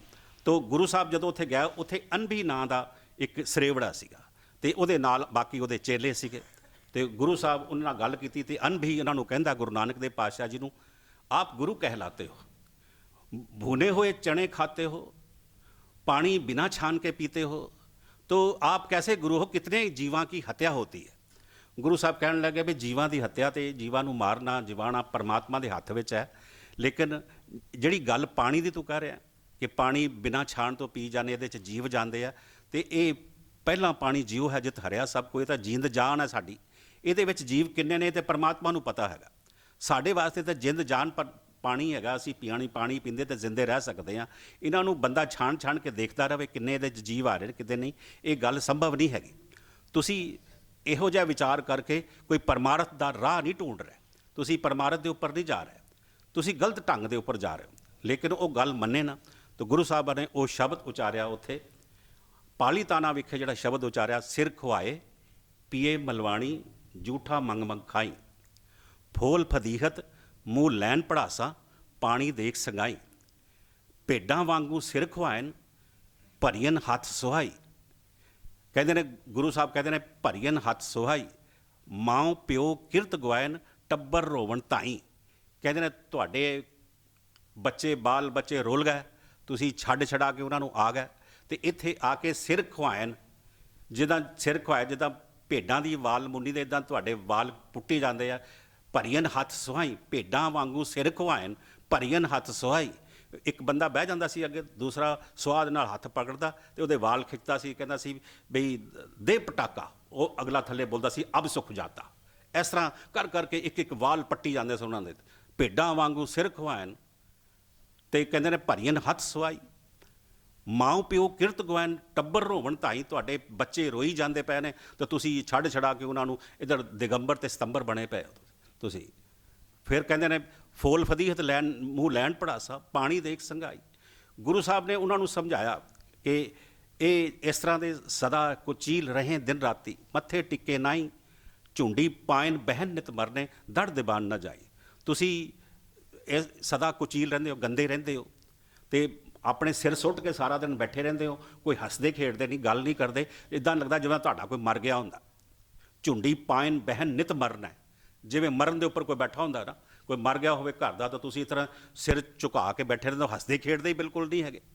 झुंडी पायन बहन नित मरने, कहंदे ने वो दड़ दबान ना जाई, तुसीं करदे की हो, तुसीं नहांदे क्यों नहीं हैगे। गुरु समुद्र नदी सब सिੱਖੀ नाते जित वड्याई। गुरु साहब कहने एक तो वो इशनान करना ਤਾਂ ਕਿ ਸਾਡਾ ਸਰੀਰ ਠੀਕ ਰਵੇ। ਇੱਕ ਗੁਰੂ ਦੇ ਸ਼ਬਦ ਵਿੱਚ ਇਸ਼ਨਾਨ ਕਰਨਾ, ਦੋ ਤਰ੍ਹਾਂ ਦੇ ਸ਼ਬਦ, ਦੋ ਤਰ੍ਹਾਂ ਦੇ ਇਸ਼ਨਾਨ ਕਰੋ, ਦੇਖੋ ਤੁਹਾਡਾ ਜੀਵਨ ਕਿੰਨਾ ਸੁਖੀ ਹੁੰਦਾ। ਇਹ ਜੈਨੀਆਂ ਨੂੰ ਸਮਝਾ ਰਿਹਾ ਗੁਰੂ ਸਾਹਿਬ। ਗੁਰੂ ਸਮੁੰਦ ਨਦੀ ਸਭ ਸਿੱਖੀ। ਗੁਰੂ ਇੱਕ ਸਮੁੰਦੀ ਸਾਰਾ ਹੈ ਤੇ ਉਹਦੀ ਸਿੱਖੀ ਇੱਕ ਜਿਹੜੀ ਹੈ ਉਹ ਨਦੀ ਦੀ ਤਰ੍ਹਾਂ ਹੈ। ਉਹਦੇ ਵਿੱਚ ਇਸ਼ਨਾਨ ਕਰੋ, ਤੁਸੀਂ ਗੁਰੂ ਦੀ ਸਿੱਖਿਆ ਦੇ ਵਿੱਚ ਇਸ਼ਨਾਨ ਕਰੋ। ਗੁਰ ਸਮੁੰਦ ਨਦੀ ਸਭ ਸਿੱਖੀ, ਨਾਤੇ ਜਿੱਦ ਵਡਿਆਈ। ਇੱਕ ਇਸ਼ਨਾਨ ਉਹ ਕਰੋ, ਇੱਕ ਇਸ਼ਨਾਨ ਸ਼ਬਦ ਦੇ ਵਿੱਚ ਕਰੋ, ਤੇ ਫਿਰ ਦੇਖੋ ਤੁਹਾਡਾ ਜਿਹੜਾ ਹੈ ਤੁਹਾਨੂੰ ਕਿੰਨਾ ਸੁੱਖ ਮਿਲਦਾ। ਜੇ ਤੁਸੀਂ ਇਹ ਨਹੀਂ ਕਰਦੇ ਤਾਂ ਗੁਰੂ ਸਾਹਿਬ ਫਿਰ ਉਹਨਾਂ ਨੂੰ ਕਹਿੰਦੇ, ਜੇ ਸਿਰ ਘੁੱਥੇ ਨਾਵਨ ਨਾਹੀ ਤਾਂ ਸੱਤ ਚੱਟੇ ਸਿਰ ਛਾਈ। ਜੇ ਤੁਸੀਂ ਇਹ ਗੱਲ ਮੇਰੀ ਨਹੀਂ ਮੰਨਦੇ ਹੈਗੇ, ਕਹਿੰਦੇ ਨੇ ਜੇ ਤੁਸੀਂ ਨਹੀਂ ਮੰਨਦੇ ਤੇ ਸਿਰ ਪੁਟਾਈ ਜਾਣਾ ਤੁਸੀਂ, ਤੇ ਤੁਹਾਡੇ ਸਿਰ ਦੇ ਵਿੱਚ 7 ਬੁੱਕਾਂ ਸਵਾਹ ਦੀਆਂ ਪੈਣ। ਜੇ ਸਿਰ ਘੁੱਥੇ ਨਾਵਣ ਨਾਹੀ ਤਾਂ ਸੱਤ ਚੱਟੇ ਸਿਰ ਛਾਈ। ਛਾਈ ਮੈਨੇ ਸਵਾਹ, ਤੁਹਾਡੇ ਸਿਰ 'ਚ ਸਵਾਹ ਪਵੇ, ਫਿਰ ਤੁਸੀਂ ਸਵਾਹ ਪਾਉਣ ਜੋਗੇ ਹੋ ਤੁਸੀਂ ਜੇ ਮੇਰੀ ਗੱਲ ਨਹੀਂ ਮੰਨਦੇ। ਗੁਰੂ ਸਾਹਿਬਾਂ ਨੇ ਉੱਥੇ ਇਹ ਅਨਭੀ ਜੈਣੀ ਨੂੰ ਇਹ ਦਿੱਤੀ। ਬਹੁਤ ਸਾਰੇ ਜੈਣੀਆਂ ਨੇ ਜੈਨ ਮਤ ਨੂੰ ਛੱਡਿਆ ਤੇ ਗੁਰੂ ਨਾਨਕ ਦੇ ਸਿੱਖ ਬਣੇ। ਤਾਂ ਗੁਰੂ ਸਾਹਿਬ ਉੱਥੋਂ ਅੱਗੇ ਸੋਮਨਾਥ ਦੇ ਮੰਦਿਰ ਜਾਂਦੇ ਆ। ਗੁਜਰਾਤ ਦੇ ਵਿੱਚ ਸੋਮਨਾਥ ਦਾ ਮੰਦਿਰ, ਇਹ ਗੁਜਰਾਤ ਦਾ ਦੌਰਾ ਸਾਰਾ ਜਿਹੜਾ ਹੋ ਰਿਹਾ, ਇਹ ਸਾਬਰਮਤੀ ਆਸ਼ਰਮ ਵੀ ਉੱਥੇ, ਸਾਬਰਮਤੀ ਦਾ ਇਲਾਕਾ ਵੀ ਉੱਥੇ। ਉੱਥੋਂ ਸੋਮਨਾਥ ਜਾਂਦੇ। ਸੋਮਨਾਥ ਦੇ ਮੰਦਿਰ 1024 ਦੇ ਵਿੱਚ ਮਹਿਮੂਦ ਗਜ਼ਵਰੀ ਨੇ ਇਸ ਨੂੰ ਲੁੱਟਿਆ ਸੀ। ਲੱਖਾਂ ਮਣ ਇੱਥੋਂ ਦਾ ਸੋਨਾ ਤੇ ਹੀਰੇ ਜਵਾਹਰਾਤ ਇੱਥੋਂ ਮਹਿਮੂਦ ਗਜ਼ਵਰੀ ਲੈ ਗਿਆ ਸੀ, ਚੁੱਕ ਕੇ ਲੈ ਗਿਆ ਸੀ। ਤੇ ਇੱਥੋਂ ਦੀ ਮੂਰਤੀ 5 ਗਜ਼ ਉੱਪਰ ਲੰਬੀ ਮੂਰਤੀ ਸੀਗੀ, ਜਿਹਦੇ ਉਹਨੇ 4 ਟੋਟੇ ਕੀਤੇ ਸੀ ਮਹਿਮੂਦ ਗਜ਼ਵਰੀ। 2 ਉਸਨੇ ਗਜ਼ਨੀ 'ਚ ਛੱਡੇ ਤੇ 2 ਉਸਨੇ ਮੱਕੇ ਦਿੱਤੇ ਸਨ। ਤੇ ਇੱਥੋਂ ਦੇ ਹੀਰੇ ਜਵਾਹਰਾਤ ਤੇ ਲੱਖਾਂ ਮਣ ਸੋਨਾ ਇੱਥੋਂ ਲੁੱਟ ਕੇ ਲੈ ਗਿਆ ਸੀ। ਅੱਜ ਤੁਸੀਂ ਦੇਖਦੇ ਹੋ, ਇਹ ਅਮਿਤਾਭ ਬੱਚਨ ਨੂੰ ਸੋਮਨਾਥ ਦਾ ਟੂਰਿਜ਼ਮ ਦਾ ਐਂਬੈਸਡਰ ਰਿਹਾ ਉਹ ਗੁਜਰਾਤ ਦਾ, ਤੇ ਉਹ ਸੋਮਨਾਥ ਮੰਦਿਰ ਦੀ ਮਸ਼ਹੂਰੀ ਕਰਦਾ ਹੁੰਦਾ ਵੀ ਤੁਸੀਂ ਆਓ ਗੁਜਰਾਤ ਤੇ ਸੋਮਨਾਥ ਮੰਦਿਰ ਦੇ ਵਿੱਚ ਆਓ, ਦਰਸ਼ਨ ਕਰਨ, ਕਿੱਦਾਂ ਸ਼ਾਨਦਾਰ ਸ਼ੋਭਾਨ ਮੰਦਿਰ। ਇਹ ਅਮਿਤਾਭ ਬੱਚਨ ਮਸ਼ਹੂਰੀ ਕਰਦਾ, ਕਿਉਂਕਿ ਜਿਹੜੇ ਵੀ ਐਂਬੈਸਡਰ ਬਣੇ ਨੇ, ਟੂਰਿਜ਼ਮ ਦਾ ਐਂਬੈਸਡਰ ਇਸ ਨੂੰ ਮੰਨਿਆ ਸੀ ਉਹਨਾਂ ਨੇ, ਗੁਜਰਾਤ ਵਾਲਿਆਂ ਨੇ। ਅੱਜ ਕੱਲ੍ਹ ਨਹੀਂ ਆਉਂਦੀ, ਪਿਛਲੇ ਸਾਲ ਕਾਫੀ ਇਹਦੀ ਆਉਂਦੀ ਸੀ, ਇਹ ਮਸ਼ਹੂਰੀ ਆਉਂਦੀ ਸੀ। ਉਹਦੇ ਵਿੱਚ ਇੱਕ ਗੱਲ ਕਹਿੰਦਾ ਸੀਗਾ ਕਿ ਬੇਸ਼ੱਕ ਸਾਡੇ ਸੋਮਨਾਥ ਦੀ ਅਜ਼ਮਤ ਨੂੰ ਲੁੱਟਿਆ ਲੋਕਾਂ ਨੇ, ਲੇਕਿਨ ਇਹਦੀ ਅਜ਼ਮਤ ਅੱਜ ਵੀ ਬਰਕਰਾਰ ਹੈ। ਤੇ ਗੁਰੂ ਨਾਨਕ ਦੇਵ ਪਾਤਸ਼ਾਹ ਜੀ ਉਸ ਵੇਲੇ ਉਹਨਾਂ ਨੂੰ ਕਹਿੰਦੇ ਜਾ ਕੇ ਸੋਮਨਾਥ ਦੇ ਮੰਦਿਰ ਵਿੱਚ, ਗੁਰੂ ਨਾਨਕ ਦੇਵ ਜੀ ਕਹਿੰਦੇ, ਮਹਿਮੂਦ ਗਜ਼ਵਰੀ ਨੇ ਤੁਹਾਡੀ ਅਜ਼ਮਤ ਦੇ ਲੁੱਟਿਆ, ਤੁਸੀਂ ਕਿੱਥੇ ਸੀਗੇ ਉਸ ਵੇਲੇ? ਤੁਸੀਂ ਮਰ ਕਿਉਂ ਨਹੀਂ ਗਏ? ਤੁਹਾਨੂੰ ਪਿਆਰ ਨਹੀਂ ਸੀ ਸੋਮਨਾਥ ਮੰਦਿਰ ਦੇ ਨਾਲ, ਤੁਹਾਨੂੰ ਆਪਣੇ ਇਸ਼ਟ ਨਾਲ ਪਿਆਰ ਨਹੀਂ ਸੀ। ਮਰ ਜਾਣਾ ਸੀ ਤੁਸੀਂ। ਮਹਿਮੂਦ ਗਜ਼ਵਰੀ ਆਇਆ ਸੀ, ਲੰਮੇ ਪੈ ਜਾਣਾ ਸੀ ਵੀ ਅਸੀਂ ਮੂਰਤੀ ਨੂੰ ਹੱਥ ਨਹੀਂ ਲਾਉਣ ਦੇਣਾ। ਤੁਸੀਂ ਹੈ ਹੀ ਡਰਪੋਕ ਸੀਗੇ। ਤੁਸੀਂ ਇੰਨੇ ਡਰਪੋਕ ਕਿ ਉਹਦਾ ਸਾਹਮਣਾ ਨਹੀਂ ਕਰ ਸਕੇ, ਤੁਹਾਡੇ ਸਾਹਮਣੇ ਮੂਰਤੀ ਦੇ ਟੁਕੜੇ ਕੀਤੇ। ਤੁਹਾਡੇ ਅੰਦਰ ਕੀ ਹੈ? ਤੁਹਾਡੇ ਅੰਦਰ ਕੋਈ ਤਾਕਤ ਨਹੀਂ। ਤੁਸੀਂ ਨਿਡਰ ਨਹੀਂ ਬਣ ਸਕਦੇ, ਤੁਸੀਂ ਨਿਰਭਉ ਨਹੀਂ ਬਣ ਸਕਦੇ, ਤੁਸੀਂ ਕਾਇਰ ਹੋ, ਤੁਸੀਂ ਡਰਪੋਕ ਹੋ। ਉਹਦਾ ਮੁਕਾਬਲਾ ਨਹੀਂ ਕੀਤਾ, ਤੁਹਾਡੀ ਅਜ਼ਮਤ ਲੁੱਟ ਕੇ ਲੈ ਕੇ ਜਾ ਰਿਹਾ, ਤੁਸੀਂ ਉਹਦਾ ਮੁਕਾਬਲਾ ਕਰਨ ਜੋਗੇ ਨਹੀਂ। ਮਰ ਜਾਂਦੇ ਤਾਂ ਫਿਰ ਕੀ ਸੀਗਾ? ਤੁਹਾਡੀ ਅਜ਼ਮਤ ਨੂੰ ਲੁੱਟ ਕੇ ਤਾਂ ਨਾ ਲੈ ਜਾਂਦਾ। ਇਹ ਗੱਲ ਗੁਰੂ ਨਾਨਕ ਦੇ ਪਾਤਸ਼ਾਹ ਜੀ ਨੇ ਕਹੀ। ਇਹੀ ਗੱਲ ਗੁਰੂ ਉੱਥੋਂ ਸੋਮਨਾਥ ਤੋਂ ਚੱਲੇ ਦਵਾਰਕਾ ਗਏ। ਦਵਾਰਕਾਧੀਸ਼ ਗਿਣਿਆ ਜਾਂਦਾ, ਕ੍ਰਿਸ਼ਨ ਨੂੰ ਦਵਾਰਕਾਧੀਸ਼ ਕਹਿੰਦੇ। ਕ੍ਰਿਸ਼ਨ ਦਾ ਰਾਜ ਸੀ ਉੱਥੇ ਦਵਾਰਕਾ ਦੇ ਵਿੱਚ, ਉੱਥੇ ਦਾ ਰਾਜ ਕਰਨ ਵਾਲਾ ਦਵਾਰਕਾ ਦੇ ਵਿੱਚ ਦਵਾਰਕਾਧੀਸ਼ ਤਾਈਓ ਆਪਾਂ ਉਸ ਨੂੰ ਕਹਿੰਦੇ ਆ। ਬੜੀ ਵੱਡੀ ਪੁਰੀ ਹੈ ਦਵਾਰਕਾ ਦੀ। ਦਵਾਰਕਾ ਮੰਨਿਆ ਹੋਇਆ, ਅੱਜ ਵੀ ਮੰਨਿਆ ਹੋਇਆ ਦਵਾਰਕਾ ਉੱਥੇ। ਲੇਕਿਨ ਥੋੜ੍ਹੀ ਦੂਰ ਤੇ ਜਾਓ, ਦਵਾਰਕਾ ਤੋਂ ਥੋੜ੍ਹੀ ਦੂਰ ਤੇ ਕੋਈ 2-3 ਕੋਹ ਦੇ ਉੱਪਰ ਇੱਕ ਰਣ ਛੋੜ ਮੂਰਤੀ ਲੱਗੀ ਹੋਈ ਗੁਰੂ ਹਰਕ੍ਰਿਸ਼ਨ, ਆਪਣੇ ਕ੍ਰਿਸ਼ਨ ਜੀ ਦੀ ਇੱਕ ਰਣ ਛੋੜ ਮੂਰਤੀ ਲੱਗੀ ਹੋਈ ਹੈ ਕ੍ਰਿਸ਼ਨ ਜੀ ਦੀ। ਕਿਉਂਕਿ ਦਵਾਰਕਾ ਦੇ ਵਿੱਚ ਜੰਗ ਸਿੰਧ ਨੇ ਤੇ ਕਲ ਯਮਨ ਨੇ ਉਹਨਾਂ ਨੂੰ ਹਰਾਇਆ ਸੀਗਾ, ਤੇ ਉੱਥੋਂ ਨੱਠੇ ਨੇ, ਦਵਾਰਕਾ ਦੀ ਉਸ ਰਣ ਭੂਮੀ 'ਚੋਂ ਨੱਠੇ ਨੇ। ਜਿਸ ਰਣ ਭੂਮੀ 'ਚੋਂ ਨੱਠੇ ਨੇ ਉੱਥੇ ਰਣ ਛੋੜ ਮੂਰਤੀ ਲੱਗੀ ਹੋਈ ਹੈ। ਗੁਰੂ ਸਾਹਿਬ ਉੱਥੇ ਗਏ ਨੇ। ਰਣ ਛੋੜ ਮੂਰਤੀ ਨੂੰ ਲੋਕੀ ਪੂਜ ਰਹੇ ਸਨ, ਮੱਥੇ ਟੇਕ ਰਹੇ ਸਨ। ਕਹਿੰਦੇ ਤੁਹਾਨੂੰ ਇਸ ਮੂਰਤੀ ਨੂੰ ਪੂਜਣ ਤੋਂ ਭਾਵ ਹੈ ਕਿ ਤੁਸੀਂ ਨੱਠਣਾ ਇੱਥੋਂ ਸੰਸਾਰ ਤੋਂ, ਡਰਪੋਕ ਬਣਨਾ, ਤੁਸੀਂ ਕਾਇਰ ਬਣਨਾ। ਇੱਕ ਬੰਦਾ ਨੱਠ ਕੇ ਜਾ ਰਿਹਾ, ਮੈਦਾਨ ਛੱਡ ਕੇ ਚਲਾ ਗਿਆ। ਜੰਗ ਸਿੱਧ ਨੇ, ਕਲ ਯਮ ਨੇ ਉਸ ਨੂੰ ਹਰਾਇਆ, ਉਹ ਮੈਦਾਨ ਛੱਡ ਕੇ ਜਾ ਰਿਹਾ। ਤੁਸੀਂ ਉਹਦੀ ਮੂਰਤੀ ਦਾ ਨਾਂ ਹੀ ਰਣ ਛੋੜ ਮੂਰਤੀ ਰੱਖਿਆ ਹੋਇਆ, ਤੇ ਇਹਦਾ ਮਤਲਬ ਤੁਸੀਂ ਰਣ ਛੋੜ ਮੂਰਤੀ ਵਾਲੇ ਡਰਪੋਕ ਤੇ ਕਾਇਰ ਨੂੰ ਪੂਜਦੇ ਪਏ, ਉਹਦੇ ਅੱਗੇ ਮੱਥੇ ਟੇਕਦੇ ਪਏ ਤੁਸੀਂ। ਇਹ ਉਹਨਾਂ ਨੂੰ ਗੱਲ ਜਾ ਕੇ ਸਮਝਾਈ ਵੀ ਕਹਿੰਦੇ ਨੇ ਮਤ ਜੇ ਗ੍ਰਹਿਣ ਕਰਨਾ ਤੇ ਇੱਥੇ ਇਹ ਮਤ ਗ੍ਰਹਿਣ ਕਰਨਾ ਕਿ ਸਿਰ ਧਰ ਤਲੀ ਗਲੀ ਮੁਰਿਆਓ, ਇਤ ਮਾਰਗ ਪੈਰ ਤਰੀਜੇ, ਸਿਰ ਦੀਜੇ ਕਾਨ ਨਾ ਕੀਜੇ। ਸਿਰ ਕੱਟ ਜਾਏ ਤੇ ਕੱਟ ਜਾਏ, ਸਰੀਰ ਕੱਟ ਜਾਏ ਤੇ ਕੱਟ ਜਾਏ ਬੇਸ਼ੱਕ, ਲੇਕਿਨ ਸਾਡੀ ਅਜ਼ਮਤ ਲੁੱਟ ਕੇ ਕੋਈ ਨਹੀਂ ਜਾ ਸਕਦਾ। ਇਹ ਗੱਲ ਸਿੱਖੋ ਤੁਸੀਂ। ਉਹ ਗੱਲ ਉੱਥੇ ਜਾ ਕੇ ਸਮਝਾਈ ਜਿੱਥੇ ਰਣ ਛੋੜ ਦੀ ਮੂਰਤੀ ਲੱਗੀ ਹੋਈ ਹੈ। ਉਹਨਾਂ ਨੂੰ ਇਹ ਗੱਲ ਸਮਝਾਈ। ਉੱਥੇ ਬਹੁਤ ਸਾਰਿਆਂ ਨੇ ਸਿੱਖੀ, ਹਾਸਲ ਕੀਤੀ। ਗੁਰੂ ਸਾਹਿਬ ਕੁਝ ਦਿਨ ਰਹੇ ਉੱਥੇ ਦੁਆਰਕਾ ਦੇ ਵਿੱਚ, ਤੇ ਸਾਰਿਆਂ ਨੂੰ ਇਹ ਗੱਲ ਸਮਝਾਈ ਕਿ ਭਗਤੀ ਇਹ ਨਹੀਂ ਕਿ ਜਿਹੜੇ ਬੰਦੇ ਨੂੰ ਕਾਇਰ ਬਣਾਉਂਦੀ ਹੋਵੇ, ਜਿਹੜਾ ਮੈਦਾਨ ਛੱਡ ਕੇ ਨੱਠ ਜਾਂਦਾ ਹੋਵੇ, ਉਹ ਭਗਤੀ ਨਹੀਂ ਹੈਗੀ। ਭਗਤੀ ਉਹ ਜਿਹੜਾ ਡਟ ਜਾਏ, ਭਗਤੀ ਪਰਮਾਤਮਾ ਦੇ ਨੂੰ ਜਪਦਿਆਂ ਜਪਦਾ ਜਿਹੜਾ ਨਿਰਭਉ ਹੋ ਜਾਏ, ਨਿਡਰ ਹੋ ਜਾਏ, ਜਿਹਦੇ ਅੰਦਰ ਵੀ ਤਾਕਤ ਆ ਜਾਏ, ਆਤਮਿਕ ਤਾਕਤ ਵੀ ਆ ਜਾਏ, ਸਰੀਰਕ ਤਾਕਤ ਵੀ ਆ ਜਾਏ। ਦੇਖੋ ਉੱਥੇ ਸਿੱਖੀ ਕਿੱਦਾਂ ਫੈਲੀ। ਉੱਥੋਂ ਹੀ ਜਦੋਂ 1699 ਦੀ ਵਿਸਾਖੀ ਤੇ ਗੁਰੂ ਗੋਬਿੰਦ ਸਿੰਘ ਜੀ ਨੇ ਸਿਰ ਮੰਗੇ ਸਨ, ਤੇ ਉੱਥੋਂ ਹੀ ਇਹ ਮੋਹਕਮ ਚੰਦ ਜੀ ਗਏ, ਜਿਹੜੇ ਮੋਹਕਮ ਸਿੰਘ ਜੀ ਬਣੇ ਸਨ। ਇਹ ਦੁਆਰਕਾ ਦੇ ਰਹਿਣ ਵਾਲੇ ਸਨ। ਦੇਖੋ ਤੁਸੀਂ ਗੁਰੂ ਗੋਬਿੰਦ ਸਿੰਘ ਦੇ ਨਾਲ ਰਹਿ, ਉੱਥੋਂ ਹੀ ਆਏ ਨਾ, ਦੁਆਰਕਾ ਤੋਂ ਹੀ ਆਏ ਨਾ। ਕੋਈ ਕਿਸੇ ਜੰਗ ਦੇ ਵਿੱਚ ਉਹਨਾਂ ਨੇ ਪਿੱਛੇ ਛੱਡਿਆ ਹੋਵੇ, ਜੰਗ ਦੇ ਕਿਸੇ ਭੂਮੀ ਨੂੰ ਛੱਡਿਆ ਹੋਵੇ। 14 ਲੜਾਈਆਂ ਹੋਈਆਂ। ਤੁਸੀਂ ਕਦੇ ਸੁਣਿਆ ਕਿ ਮੋਹਕਮ ਚੰਦ ਜੀ ਦੁਆਰਕਾ ਦੇ ਰਹਿਣ ਵਾਲੇ, ਮੋਹਕਮ ਸਿੰਘ ਜੀ ਦੁਆਰਕਾ ਦੇ ਰਹਿਣ ਵਾਲੇ ਕਿਤੇ ਛੱਡ ਕੇ ਚਲੇ ਗਏ ਹੋਣ? 14 ਲੜਾਈਆਂ ਦੇ ਵਿੱਚੋਂ ਕੋਈ ਉਹ ਭਾਈ ਸਾਹਿਬ ਸਿੰਘ ਤੇ ਭਾਈ ਮੋਹਕਮ ਸਿੰਘ ਕੋਈ ਛੱਡ ਕੇ ਚਲਾ ਗਿਆ ਹੋਵੇ? ਐਸੀ ਸਿੱਖੀ ਗੁਰੂ ਨਾਨਕ ਪਾਤਸ਼ਾਹ ਜੀ ਨੇ ਉੱਥੇ ਦਿੱਤੀ ਸੀ।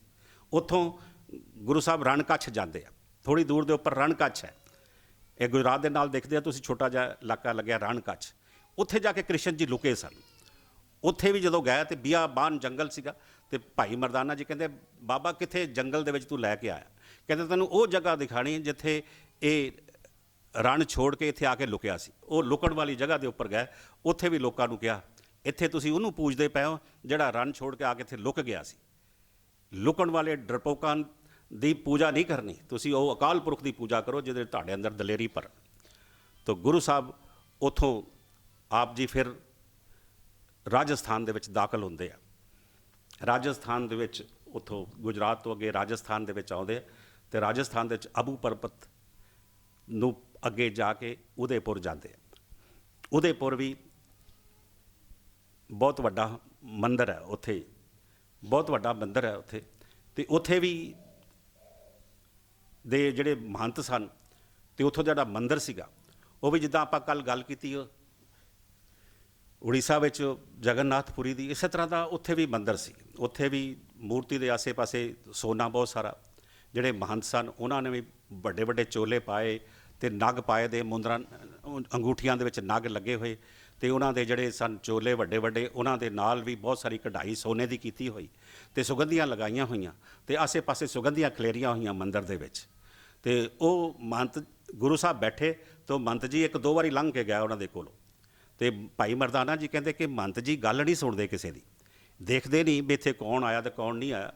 ਕਹਿੰਦੇ ਇਹ ਹੰਕਾਰ ਦੇ ਵਿੱਚ ਨੇ, ਚੱਲ ਤੂੰ ਰਬਾਬ ਵਜਾ, ਬਾਣੀ ਆਈ ਹੈ। ਤੇ ਗੁਰੂ ਸਾਹਿਬ ਜੀ ਨੇ ਉੱਥੇ ਇਹ ਸ਼ਬਦ ਉਚਾਰਨ ਕੀਤਾ, ਕਿਆ ਪਹਿਰੋਂ ਕਿਆ ਓਢ ਹੰਡਾਵੋ, ਬਿਨ ਜਗਦੀਸ਼ ਕਹਾਂ ਸੁਖ ਪਾਵੋ। ਕਿਆ ਪਹਿਰੋਂ ਕਿਆ ਓਢ ਹੰਡਾਵੋ, ਬਿਨ ਜਗਦੀਸ਼ ਕਹਾਂ ਸੁਖ ਪਾਵੋ। ਕਹਿੰਦੇ ਨੇ ਚੋਵਾ ਚੰਦਨ ਅੰਕ ਚੜਾਵੋ, ਪਾਟ ਪਟੰਬਰ ਪੈਰ ਹੰਡਾਵੋ, ਬਿਨ ਹਰ ਨਾਮ ਕਹਾਂ ਸੁਖ ਪਾਵੋ। ਕਹਿੰਦੇ ਨੇ ਜਿੰਨੇ ਮਰਜ਼ੀ ਅਸੀਂ ਵਧੀਆ ਕੱਪੜੇ ਪਾ ਲਈਏ, ਸੁਗੰਧੀਆਂ ਲਗਾ ਲਈਏ, ਸੋਨੇ ਚਾਂਦੀ ਦੇ ਜ਼ੇਵਰ ਪਾ ਲਈਏ, ਜਿਤਨੇ ਮਰਜ਼ੀ ਪਾ ਲਈਏ, ਬਿਨ ਹਰ ਨਾਮ ਕਹਾਂ ਸੁਖ ਪਾਵੋ। ਕਿੱਥੇ ਸੁੱਖ ਮਿਲ ਸਕਦਾ? ਸੁੱਖ ਨਹੀਂ ਮਿਲ ਸਕਦਾ। ਜਦੋਂ ਉਹਨੇ ਸ਼ਬਦ ਸੁਣਿਆ, ਉਸ ਬੰਤ ਨੇ ਸ਼ਬਦ ਸੁਣਿਆ, ਉਹ ਆ ਕੇ ਬਹਿ ਗਿਆ ਕੋਲ। ਕਹਿੰਦਾ ਜੀ ਤੁਸੀਂ ਇਹ ਮੈਨੂੰ ਤਾਂ ਨਹੀਂ ਸਮਝਾ ਰਿਹਾ ਕਿਧਰ? ਕਹਿੰਦੇ ਹਾਂ ਤੈਨੂੰ ਹੀ ਸਮਝਾ ਰਿਹਾ। ਤੇਰੇ ਅੰਦਰ ਹੰਕਾਰ ਸੀ ਇਹਨਾਂ ਕੱਪੜਿਆਂ ਦਾ, ਤੇਰੇ ਅੰਦਰ ਹੰਕਾਰ ਹੈ ਇਹਨਾਂ ਸੋਨੇ ਦਾ। ਸੋਨੇ ਦੀ ਚੈਨੀਆਂ ਤੂੰ ਪਾਈਆਂ ਹੋਈਆਂ, ਤੇ ਕਢਾਈ ਨਾਲ ਕੀਤੇ ਹੋਏ ਤੂੰ ਚੋਲੇ ਪਾਏ ਹੋਏ ਨੇ, ਤੇ ਇੱਥੇ ਸੁਗੰਧੀਆਂ ਫੈਲਾਈਆਂ ਹੋਈਆਂ। ਤੈਨੂੰ ਇਹ ਗੱਲ ਦੱਸਦਾ ਕਿ ਪਰਮਾਤਮਾ ਦੇ ਨਾਮ ਵਿੱਚ ਸੁੱਖ ਮਿਲਦਾ। ਇੱਥੇ ਸੁੱਖ ਇਸ ਤਰ੍ਹਾਂ ਦਾ ਨਹੀਂ ਮਿਲਦਾ ਜਿਸ ਤਰ੍ਹਾਂ ਦਾ ਸੁੱਖ ਤੁਸੀਂ ਚਾਹੁੰਦੇ ਹੋ। ਤੇ ਉੱਥੇ ਇਹ ਸ਼ਬਦ ਉਚਾਰਿਆ ਆਪ ਜੀ ਨੇ। ਤੇ ਉੱਥੋਂ ਆਪ ਜੀ ਅਬੂ ਪਰਬਤ ਤੋਂ ਅੱਗੇ ਉਦੈਪੁਰ ਤੋਂ ਚਿਤੌੜ ਚਲੇ ਜਾਂਦੇ ਆ, ਤੇ ਚਿਤੌੜ ਤੋਂ ਅੱਗੇ ਲੰਘਦੇ ਹੋਏ ਫਿਰ ਅੱਗੇ ਆਪਣੇ ਆਉਂਦੇ ਆ, ਮਥੁਰਾ ਆਉਂਦੇ ਆ। ਉਹ ਰਾਜਸਥਾਨ ਦੇ ਵਿੱਚੋਂ ਲੰਘ ਕੇ ਆਪ ਜੀ ਮਥੁਰਾ ਆ ਜਾਂਦੇ। ਹੁਣ ਮਥੁਰਾ ਇਹ ਨੇੜੇ ਨੇੜੇ ਹੁਣ ਹੁੰਦਾ ਜਾਂਦਾ ਸਾਰਾ, ਕਿਉਂਕਿ ਇੱਥੋਂ ਮਥੁਰਾ ਤੋਂ ਹੀ ਅੱਗੇ ਉਹਨਾਂ ਨੇ ਜਾਣਾ। ਤੋ ਮਥੁਰਾ ਦੇ ਵਿੱਚ ਆ ਕੇ ਜਦੋਂ ਦੇਖਦੇ ਆ, ਮਥੁਰਾ ਦਾ ਇਹ ਵੀ ਕ੍ਰਿਸ਼ਨ ਦੀ ਜਨਮ ਭੂਮੀ ਹੈ। ਮਥੁਰਾ ਵੀ ਕ੍ਰਿਸ਼ਨ ਦੀ ਜਨਮ ਭੂਮੀ ਹੈ। ਇੱਥੇ ਵੀ ਹੋਲੀਆਂ ਬੜੇ ਜ਼ੋਰ ਸ਼ੋਰ ਨਾਲ ਮਨਾਈਆਂ ਜਾਂਦੀਆਂ, ਤੇ ਇੱਥੇ ਵੀ ਕ੍ਰਿਸ਼ਨ ਦੀ ਮੂਰਤੀ ਹੈ, ਤੇ ਇੱਥੇ ਵੀ ਬੜੀ ਪੂਜਾ, ਬੜੀ ਮਹਾਨਤਾ ਹੈ ਮਥੁਰਾ ਦੀ। ਇੱਥੇ ਹੀ ਕ੍ਰਿਸ਼ਨ ਜੀ ਖੇਡੇ ਸਨ, ਤੇ ਇੱਥੇ ਹੀ ਜਿਹੜਾ ਉਹਨਾਂ ਦੀਆਂ ਰੰਗ ਰਲੀਆਂ ਮੰਨੀਆਂ ਜਾਂਦੀਆਂ। ਤੋ ਬੜੀ ਮਹਾਨਤਾ ਉੱਥੇ ਮਥੁਰਾ ਦੀ ਵੀ।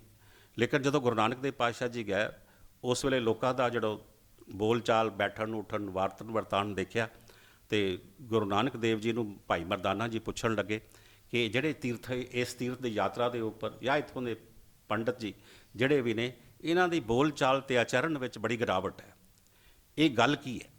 ਤੇ ਨਾਲ ਉਹਨਾਂ ਦੇ ਚੌਬੇ ਜਿਹੜੇ ਪੰਡਤਾਂ ਦੇ ਨਾਲ ਬੈਠ ਹੁੰਦੇ ਨੇ, ਨਾਲ ਉਹਨਾਂ ਦੇ ਸੇਵਕ, ਉਹ ਕਹਿਣ ਲੱਗੇ ਜੀ ਤੁਹਾਨੂੰ ਨਹੀਂ ਪਤਾ ਕਿ ਕਲਯੁਗ ਆਇਆ ਹੋਇਆ, ਅੱਜ ਕੱਲ੍ਹ ਕਲਯੁਗ ਆਇਆ ਹੋਇਆ, ਤੇ ਕਲਯੁਗ ਕਰਕੇ ਜਿਹੜੇ ਨਾ ਇਹ ਅੱਜ ਲੋਕੀ ਜਿਹੜੇ ਨੇ ਇਹਨਾਂ ਦਾ ਆਚਰਨ ਗਿਰਿਆ ਹੋਇਆ। ਤੇ ਗੁਰੂ ਸਾਹਿਬ ਉਹਨਾਂ ਨੂੰ ਕਹਿਣ ਲੱਗੇ ਕਿ ਭਾਈ ਕਿ ਤੁਸੀਂ ਆਪਣੀ ਕਰਨੀ ਨੂੰ ਕਲਯੁਗ ਦੇ ਉੱਪਰ ਥੋਪੀ ਜਾਂਦੇ ਹੋ। ਕਲਯੁਗ ਕੀ ਹੈ ਤੁਹਾਨੂੰ ਇਹ ਪਤਾ ਕਲਯੁਗ ਕੀ ਹੈ? ਵੀ ਤੁਸੀਂ ਜਦੋਂ ਮਨੋਬਿਰਤੀ ਸਾਡੀ ਗਿਰ ਜਾਵੇ ਤੇ ਕਲਯੁਗ ਆ ਜਾਂਦਾ, ਮਨੋਬਿਰਤੀ ਉੱਚੀ ਹੋ ਜਾਵੇ ਤੇ ਸਤਯੁਗ ਆ ਜਾਂਦਾ। ਯੁੱਗ ਤਾਂ ਬਦਲਦਾ ਨਹੀਂ, ਟਾਈਮ ਤਾਂ ਬਦਲਦਾ ਨਹੀਂ, ਟਾਈਮ ਤੇ ਉਹੀ ਰਹਿਣਾ, ਟਾਈਮ ਤੇ ਉਹੀ ਹੈ, ਸੇਮ ਚੱਲਦਾ ਪਿਆ ਟਾਈਮ ਪਿੱਛੋਂ ਲੈ ਕੇ ਅੱਜ ਤੱਕ ਦੇਖ ਲਓ ਉਹੀ ਟਾਈਮ ਚੱਲੇਗਾ। ਆਪਾਂ ਇਹਨੂੰ ਕਲਯੁਗ ਦਾ ਨਾਮ ਦੇ ਦਿੱਤਾ, ਆਪਾਂ ਇਸ ਨੂੰ ਸਤਯੁਗ ਦਾ ਨਾਮ ਦੇ ਦਿੱਤਾ। ਜਿਵੇਂ ਹਿੰਦੂ ਮਤ ਵਿੱਚ ਹੈ ਤਾਂ 43,20,000 ਸਾਲ ਦੇ ਸਮੇਂ ਨੂੰ ਉਹਨਾਂ ਨੇ ਸਤਯੁਗ ਵਿੱਚ, ਤ੍ਰੇਤੇ ਵਿੱਚ, ਦੁਆਪਰ ਵਿੱਚ ਤੇ ਕਲਯੁਗ ਦੇ ਵਿੱਚ ਵੰਡਿਆ ਹੋਇਆ। ਉਹਨਾਂ ਦਾ ਖਿਆਲ ਹੈਗਾ ਕਿ ਸਤਯੁਗ ਵਿੱਚ ਬਿਲਕੁਲ ਸੱਚ ਹੀ ਹੁੰਦਾ ਸੀਗਾ, ਸੱਚ ਹੀ ਵਰਤਦਾ ਸੀਗਾ, ਤੇ ਤ੍ਰੇਤੇ ਵਿੱਚ ਥੋੜ੍ਹਾ ਜਿਹਾ ਘਟ ਗਿਆ, ਦੁਆਪਰ 'ਚ ਹੋਰ ਘਟ ਗਿਆ, ਤੇ ਫਿਰ ਕਲਯੁਗ ਦੇ ਵਿੱਚ ਫਿਰ ਝੂਠ ਹੀ ਝੂਠ ਹੋ ਗਿਆ। ਇਹ ਸਾਰਿਆਂ ਦਾ ਵਿਚਾਰ ਹੈ। ਅੱਜ ਵੀ ਆਪਾਂ ਕਹਿੰਦੇ ਹਾਂ ਜਦੋਂ ਕੋਈ ਵਾਪਰ ਜਾਂਦੀ ਗੱਲ, ਕ੍ਰਾਈਮ ਵੱਧ ਜਾਂਦੇ ਆ, ਜਦੋਂ ਆਪਾਂ ਦੇਖਦੇ ਹਾਂ ਵੀ ਇਹ ਕ੍ਰਾਈਮ ਧੜਾਧੜ ਹੋ ਰਹੀ, ਚੋਰੀ ਹੋ ਰਹੀ, ਯਾਰੀ ਹੋ ਰਹੀ, ਇਹ ਸਾਰਾ ਵਿਚਾਰ ਹੋ ਰਿਹਾ ਨੇ, ਗਲਤ ਕੰਮ ਹੋ ਰਿਹਾ, ਝੂਠ ਫਰੇਬ ਜਿਹੜਾ ਠੱਗੀ ਜਿਹੜਾ ਉਹ ਸਾਡੇ ਘਰ ਦਾ ਵਿੱਚ ਆਈ ਜਾਂਦੀ, ਸਾਡੇ ਕਰੈਕਟਰ ਵਿੱਚ ਆਈ ਜਾਂਦੀ ਹੈ। ਆਪਾਂ ਕਹਿੰਦੇ ਜੀ ਕਲਯੁਗ ਆ ਗਿਆ। ਅਸਲ ਵਿੱਚ ਸਾਡੀ ਮਨੋਬਿਰਤੀ ਗਿਰੀ ਹੁੰਦੀ ਹੈ, ਅਸੀਂ ਮਨੋਬਿਰਤੀ ਗਿਰਨ ਕਰਕੇ ਕਲਯੁਗ ਦੇ ਮੱਥੇ ਮੜੀ ਜਾਂਦੇ ਹਾਂ। ਮਨੋਬਿਰਤੀ ਥੱਲੇ ਚਲੀ ਜਾਵੇ ਤੇ ਕਲਯੁਗ ਆ ਗਿਆ ਅਸੀਂ ਕਹਿੰਦੇ ਆ। ਗੁਰੂ ਸਾਹਿਬ ਉਹਨਾਂ ਨੂੰ ਸਮਝਾਉਂਦੇ ਵੀ ਕਿਧਰੇ ਕਲਯੁਗ ਨਹੀਂ ਆਇਆ, ਕਿਧਰੇ ਸਤਯੁਗ ਨਹੀਂ ਆਇਆ, ਦੋਵੇਂ ਸਮੇਂ ਇੱਕੋ ਜਿਹੇ ਹੀ ਨੇ। ਸਤਯੁਗ ਵਿੱਚ ਜਦੋਂ ਤੁਸੀਂ ਕਹਿੰਦੇ ਹੋ ਕਿ ਸਤਯੁਗ ਵਿੱਚ ਪ੍ਰਹਿਲਾਦ ਹੋਇਆ ਤੇ ਹਰਨਾਕਸ਼ ਵੀ ਤਾਂ ਉਦੋਂ ਹੀ ਹੋਇਆ। ਹਰਨਾਕਸ਼ ਕਦੋਂ ਆਇਆ? ਉਹ ਵੀ ਸਤਯੁਗ ਸੀਗਾ। ਜੇ ਪ੍ਰਹਿਲਾਦ ਨੂੰ ਆਪਾਂ ਸੱਚ ਦੀ ਮੂਰਤੀ ਬਣਦੇ ਹਾਂ ਤੇ ਜ਼ੁਲਮ ਕਰਨ ਵਾਲਾ ਤਾਂ ਨਾਲ ਹੀ ਬੈਠਾ ਹੋਇਆ, ਹਰਨਾਕਸ਼ ਵੀ ਤਾਂ ਨਾਲ ਹੀ ਹੈ। ਤੇ ਆਪਾਂ ਤ੍ਰੇਤੇ ਵਿੱਚ ਕਹਿੰਦੇ ਹਾਂ ਰਾਮ ਆਇਆ, ਤੇ ਰਾਵਣ ਕਦੋਂ ਆਇਆ? ਫਿਰ ਰਾਵਣ ਵੀ ਤਾਂ ਉਦੋਂ ਹੀ ਆਇਆ। ਜੇ ਦੁਆਪਰ ਵਿੱਚ ਕ੍ਰਿਸ਼ਨ ਨੂੰ ਕਹਿੰਦੇ ਹਾਂ ਤੇ ਕੰਸ ਕਦੋਂ ਆਇਆ? ਕੰਸ ਵੀ ਤਾਂ ਉਦੋਂ ਹੀ ਆਇਆ। ਇਸੇ ਤਰੀਕੇ ਨਾਲ ਕਲਯੁਗ ਵਿੱਚ ਗੁਰੂ ਨਾਨਕ ਦੇਵ ਪਾਤਸ਼ਾਹ ਜੀ ਆਏ ਨੇ, ਉਹਨਾਂ ਨੇ ਸੱਚਖੰਡ ਪੈਦਾ ਕਰ ਦਿੱਤਾ। ਕਲਯੁਗ ਵਿੱਚ ਸੱਚਖੰਡ, ਆਪਾਂ ਸੱਚਖੰਡ ਵਸੇ ਨਿਰੰਕਾਰ ਦੀ ਗੱਲ ਕਰਦੇ, ਗੁਰੂ ਸਾਹਿਬ ਕਹਿੰਦੇ ਨੇ ਅੱਜ ਵੀ ਸੱਚਖੰਡ ਵਰਤ ਜਾਂਦਾ। ਜਦੋਂ ਅਸੀਂ ਸੱਚ ਦੇ ਵਿੱਚ ਆਧਾਰਿਤ ਵਰਤਦੇ ਵਰਤਾਉਂਦੇ ਹਾਂ, ਸੱਚ ਬੋਲਦੇ ਹਾਂ, ਸੱਚ ਦਾ ਖਾਣਾ ਖਾਂਦੇ ਹਾਂ, ਸੱਚ ਪਹਿਨਦੇ ਹਾਂ, ਤਾਂ ਸਾਡਾ ਸੱਚਖੰਡ ਆ ਜਾਂਦਾ। ਕਿੱਥੇ ਕਲਯੁਗ ਰਹਿੰਦਾ ਫਿਰ ਉੱਥੇ?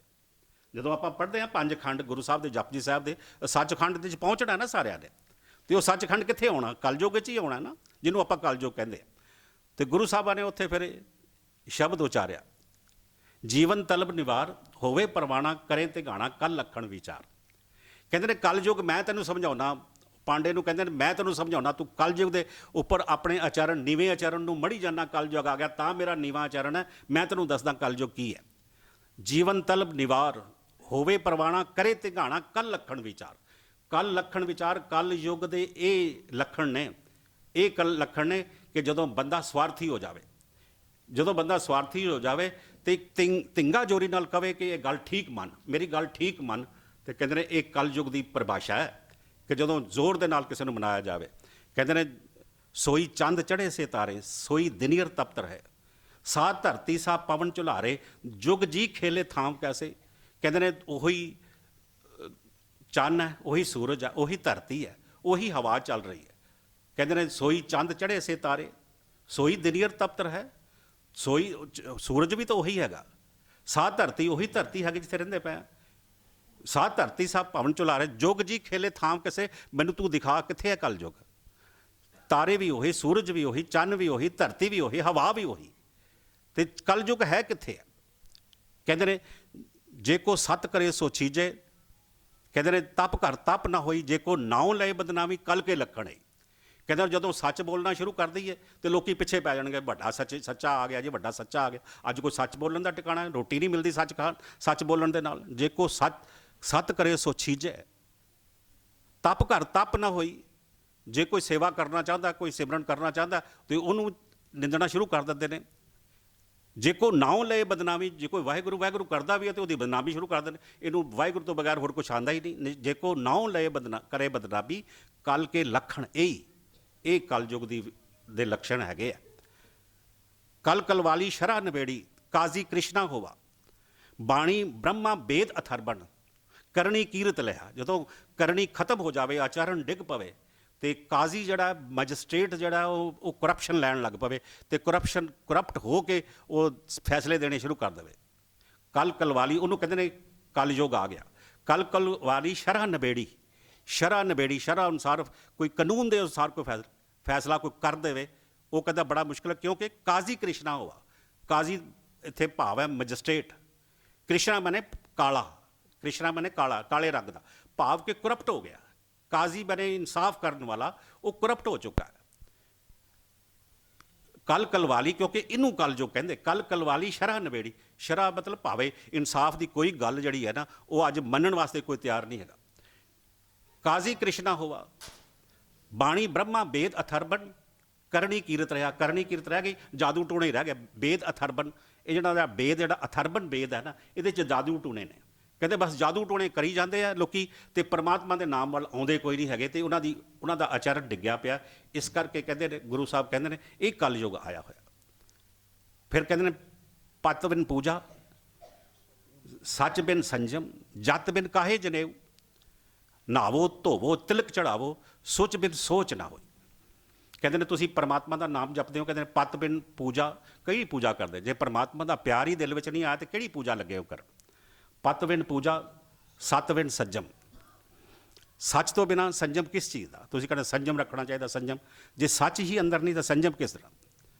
ਜਤ ਬਿਨ ਕਾਹੇ ਜਨੇਊ, ਤੁਸੀਂ ਕਹਿੰਦਾ ਜਨੇਊ ਪਾਉਣਾ ਚਾਹੀਦਾ। ਜੇ ਜਾਤੀ ਨਹੀਂ ਹੈਗੀ, ਉੱਚਾ ਆਚਰਨ ਹੀ ਨਹੀਂ ਬਣਿਆ, ਜਿੰਨਾ ਮਰਜ਼ੀ ਨਹਾ ਧੋ ਲਓ ਤੁਸੀਂ, ਨਹਾਵੋ ਧੋਵੋ ਤਿਲਕ ਚੜਾਵੋ, ਜਿੰਨੇ ਮਰਜ਼ੀ ਬਾਹਰਲਾ ਭੇਕ ਕਰ ਲਵੋ, ਸੁਚ ਬਿਨ ਸੋਚ ਨਾ ਹੋਈ। ਇਹ ਜਿੰਨਾ ਚਿਰ ਤੁਸੀਂ ਪਰਮਾਤਮਾ ਦੇ ਨਾਮ ਵਿੱਚ ਇਸ਼ਨਾਨ ਨਹੀਂ ਕਰਦੇ, ਸੁਚਮਤਾ ਨਹੀਂ ਆ ਸਕਦੀ। ਕਹਿੰਦੇ ਨੇ ਤੁਸੀਂ ਬਿਲਕੁਲ ਡਰਪੋਕ ਹੋ ਕੇ ਬੈਠ ਜਾਵੋ ਤੇ ਕੱਲ ਪ੍ਰਵਾਨ ਕਤੇਬ ਕੁਰਾਨ, ਪੋਥੀ ਪੰਡਤ ਰਹੇ ਪੁਰਾਣ। ਉਹ ਧੱਕੇ ਨਾਲ ਤੁਹਾਨੂੰ ਕਹੀ ਜਾਂਦੇ ਨੇ ਤੁਸੀਂ ਕਿਤਾਬਾਂ ਪੜ੍ਹੋ ਜੀ, ਤੁਸੀਂ ਕੁਰਾਨ ਪੜ੍ਹੋ ਜੀ, ਤੁਸੀਂ ਆਪਣੀਆਂ ਪੋਥੀਆਂ ਛੱਡੋ, ਆਪਣੇ ਪੁਰਾਣਾਂ ਨੂੰ ਛੱਡ ਦਿਓ, ਤੁਸੀਂ ਜੀ ਹਜ਼ੂਰੀ ਕਰਦੇ ਰਹੋ। ਨਾਨਕ ਨਾਮ ਭਿਆ ਰਹਿਮਾਨ, ਤੇ ਤੁਸੀਂ ਉਹ ਕਹਿੰਦੇ ਰਹਿਮਾਨ ਬੋਲਿਆ ਕਰੋ, ਖੁਦਾ ਬੋਲਿਆ ਕਰੋ, ਤੁਸੀਂ ਰਾਮ ਨਹੀਂ ਬੋਲਣਾ। ਤੁਸੀਂ ਮੰਨ ਜਾਂਦੇ ਹੋ ਉਹਦੀ ਗੱਲ, ਜਦੋਂ ਮੰਨ ਜਾਂਦੇ ਹੋ ਤਾਂ ਸਮਝੋ ਇਹੀ ਕੱਲ ਲਖਣ ਦੇ ਵਿਚਾਰ। ਹੋਵੇ ਪ੍ਰਵਾਣਾ ਕਰੇ ਤੇ ਗਾਣਾ, ਕੱਲ ਲਖਣ ਵਿਚਾਰ। ਇਹ ਵਿਚਾਰ ਨੇ ਕੱਲ ਲਖਣ ਦੇ, ਕੱਲ ਯੁੱਗ ਦੇ ਇਹੀ ਵਿਚਾਰ ਨੇ। ਗੁਰੂ ਸਾਹਿਬਾਂ ਨੇ ਉਹਨਾਂ ਨੂੰ ਇਹ ਗੱਲ ਸਮਝਾਈ। ਉੱਥੇ ਜਿੰਨੇ ਵੀ ਆਸੇ ਪਾਸੇ ਸੁਣਨ ਵਾਲੇ ਸਨ ਕਿ ਕਲਯੁੱਗ ਕੀ ਹੈ ਤੇ ਸਤਯੁੱਗ ਕੀ ਹੈ, ਗੁਰੂ ਸਾਹਿਬ ਉਹਨਾਂ ਨੂੰ ਸਾਰੇ ਉਹਨਾਂ ਦੇ ਚਰਨਾਂ ਦੇ ਵਿੱਚ ਡਿੱਗੇ। ਇਹ ਵਿਚਾਰ ਸਮਝਾਈ ਕਿ ਪਰਮਾਤਮਾ ਦਾ ਨਾਮ ਜਪਣ ਨਾਲ ਜੇ ਆਚਰਨ ਉੱਚਾ ਨਹੀਂ ਹੁੰਦਾ ਤੇ ਕਲਯੁੱਗ ਦੇ ਮੱਥੇ ਨਾ ਮੜੀਏ। ਕਲਯੁੱਗ ਦਾ ਇਸ ਤਰ੍ਹਾਂ ਆਪਾਂ ਦੇਖਦੇ ਹਾਂ ਕਿ ਅੱਜ ਬੋਲਬਾਲਾ ਕਲਯੁੱਗ ਦਾ ਹੀ ਹੈ ਭਾਵੇਂ, ਲੇਕਿਨ ਆਪਾਂ ਉਹਦੇ ਮੱਥੇ ਨਾ ਮੜੀਏ। ਅੱਜ ਵੀ ਆਪਾਂ ਸਤਯੁੱਗ ਵਿੱਚ ਰਹਿ ਸਕਦੇ ਹਾਂ। ਅੱਜ ਗੁਰੂ ਨਾਨਕ ਦੀ ਬਾਣੀ, ਗੁਰੂ ਨਾਨਕ ਦੀ ਦੇਣ, ਗੁਰੂ ਨਾਨਕ ਦੇ ਸਿਧਾਂਤਾਂ ਨੂੰ ਮੰਨਣਾ ਸ਼ੁਰੂ ਕਰ ਦਈਏ, ਅੱਜ ਹੀ ਸੱਚਖੰਡ ਬਣ ਜਾਂਦਾ ਇੱਥੇ। ਤਾਂ ਗੁਰੂ ਸਾਹਿਬ ਅੱਗੇ ਮਥੁਰਾ ਤੋਂ ਅੱਗੇ ਆਗਰੇ ਚਲੇ ਜਾਂਦੇ ਆ। ਆਗਰੇ ਇੱਕ ਮਾਈ ਜੱਸ ਹੈ, ਉਹਦੇ ਡੇਰੇ ਤੇ ਜਾਂਦੇ। ਉਹਨੇ ਡੇਰਾ ਬਣਾਇਆ ਹੋਇਆ ਮਾਈ ਜੱਸ ਨੇ, ਤੇ ਆਸੇ ਪਾਸੇ ਉਹਦੇ ਭਗਤ ਬੜੇ ਆਉਂਦੇ ਆ, ਤੇ ਉਹ ਰਾਮ ਦੀ ਪੁਜਾਰੀ ਹੈ ਤੇ ਰਾਮ ਦੀ ਮੂਰਤੀ ਲਗਾ ਕੇ ਭਜਨ ਗਾਇਨ ਕਰਦੀ ਹੈ, ਲੇਕਿਨ ਆਪ ਅੰਦਰੋਂ ਬਿਲਕੁਲ ਖਾਲੀ ਹੈ। ਲੋਕੀ ਉਹਨੂੰ ਮੰਨਦੇ ਆ ਕੇ ਜੁੜਦੇ ਉਹਦੇ ਕੋਲ, ਤੇ ਉਹਦੀ ਭਟਕਣਾਂ ਨੂੰ ਦੂਰ ਕਰਨ ਵਾਸਤੇ ਗੁਰੂ ਨਾਨਕ ਦੇਵ ਜੀ ਆਗਰੇ ਮਾਈ ਜੱਸ ਦੇ ਡੇਰੇ ਦੇ ਉੱਪਰ ਜਾਂਦੇ। ਤੇ ਮਾਈ ਜੱਸ ਜਦੋਂ ਭਜਨ ਕਰਦੀ, ਲੋਕੀ ਆ ਕੇ ਬੈਠਦੇ ਆ, ਉਦੋਂ ਤੋਂ ਮਹਿਸੂਸ ਕਰਦੀ ਕਿ ਮੈਨੂੰ ਲੋਕ ਕੀ ਦੇਖਦੇ ਆ, ਮੈਨੂੰ ਪੂਜਦੇ ਆ, ਮੈਨੂੰ ਮੰਨਦੇ ਆ। ਲੇਕਿਨ ਗੁਰੂ ਨਾਨਕ ਦੇਵ ਜੀ ਜਾਣਦੇ ਸਨ ਤੇ ਮਾਈ ਜੱਸ ਨਾਲ ਗੱਲ ਕੀਤੀ। ਮਾਈ ਜੱਸ ਕਹਿੰਦੀ ਕਿ ਮੈਂ ਰਾਮ ਦੀ ਭਗਤੀ ਤਾਂ ਇਸ ਵੇਲੇ ਕਰ ਰਹੀ ਹਾਂ, ਲੋਕੀ ਵੀ ਮੰਨਦੇ, ਲੇਕਿਨ ਮੇਰੇ ਅੰਦਰ ਖਾਲੀ। ਤੇ ਗੁਰੂ ਸਾਹਿਬ ਨੇ ਫਿਰ ਉਹਨਾਂ ਦੇ ਉੱਪਰ ਕਿਰਪਾ ਕੀਤੀ, ਸ਼ਬਦ ਉਚਾਰਿਆ, ਇਹ ਆਨੜੀਏ ਮਾਨੜਾ ਕਾਇ ਕਰੇ, ਆਪਨੜੋ ਘਰ ਹਰ ਰੰਗੇ ਕੀ ਨਾ ਮਾਣੇ, ਸ਼ਹਿ ਨੇੜੇ ਧਨ ਕਮਲੀਏ ਬਾਹਰ ਕਿਆ ਢੂੰਡੇ, ਪੈਕੀਆਂ ਦੇ ਸਲਾਈਆਂ ਨੈਣੀ ਭਾਵ ਕਾ ਕਰ ਸ਼ਿੰਗਾਰੋ, ਤਾਂ ਸੁਹਾਗਣ ਜਾਣੀਏ ਲਾਗੀ ਜਾਂ ਸੱਚ ਧਰੇ ਪਿਆਰੋ। ਗੁਰੂ ਸਾਹਿਬ ਕਹਿਣ ਲੱਗੇ ਇਸ ਤਰ੍ਹਾਂ ਅੰਦਰ ਪਿਆਰ ਮਾਨ ਨੂੰ ਛੱਡ ਦੇ, ਇਹ ਬਾਹਰਲੀ ਮਾਨ ਵਡਿਆਈ ਨੂੰ ਛੱਡ। ਇਹ ਆਨੜੀਏ ਮਾਨੜਾ ਕਾਹੇ ਕਰੇ, ਇਹ ਆਣੀਏ ਕਿਉਂ ਮਾਨ ਕਰਦੀ ਹੈ, ਮਾਨਣਾ ਛੱਡ ਦੇ। ਕਹਿੰਦੇ ਆਪਣੋ ਘਰ ਹਰ ਰੰਗੋ ਕੀ ਨਾ ਮਾਨੇ, ਤੇਰੇ ਘਰ ਦੇ ਵਿੱਚ ਪਰਮਾਤਮਾ ਵਸਦਾ ਪਿਆ, ਉਹਦੇ ਰੰਗਾਂ ਵਿੱਚ ਰਹਿ, ਉਹਦੇ ਪਿਆਰ ਵਿੱਚ ਭਿੱਜ ਜਾ। ਸ਼ਹਿ ਨੇੜੇ ਧਨ ਕਮਲੀਏ, ਤੇ ਬਿਲਕੁਲ ਤੇਰੇ ਅੰਦਰ ਵਸਦਾ ਪਿਆ। ਸ਼ਹਿ ਨੇੜੇ ਧਨ ਕਮਲੀਏ ਬਾਹਰ ਕਿਆ ਢੂੰਡੇ, ਬਾਹਰ ਕੀ ਢੂੰਡਦੀ ਪਈ ਹੈ। ਇਸ ਕਰਕੇ ਤੂੰ ਉਸ ਅੰਦਰ ਦੇਖ, ਪਰਮਾਤਮਾ ਨੂੰ ਅੰਦਰ ਦੇਖ।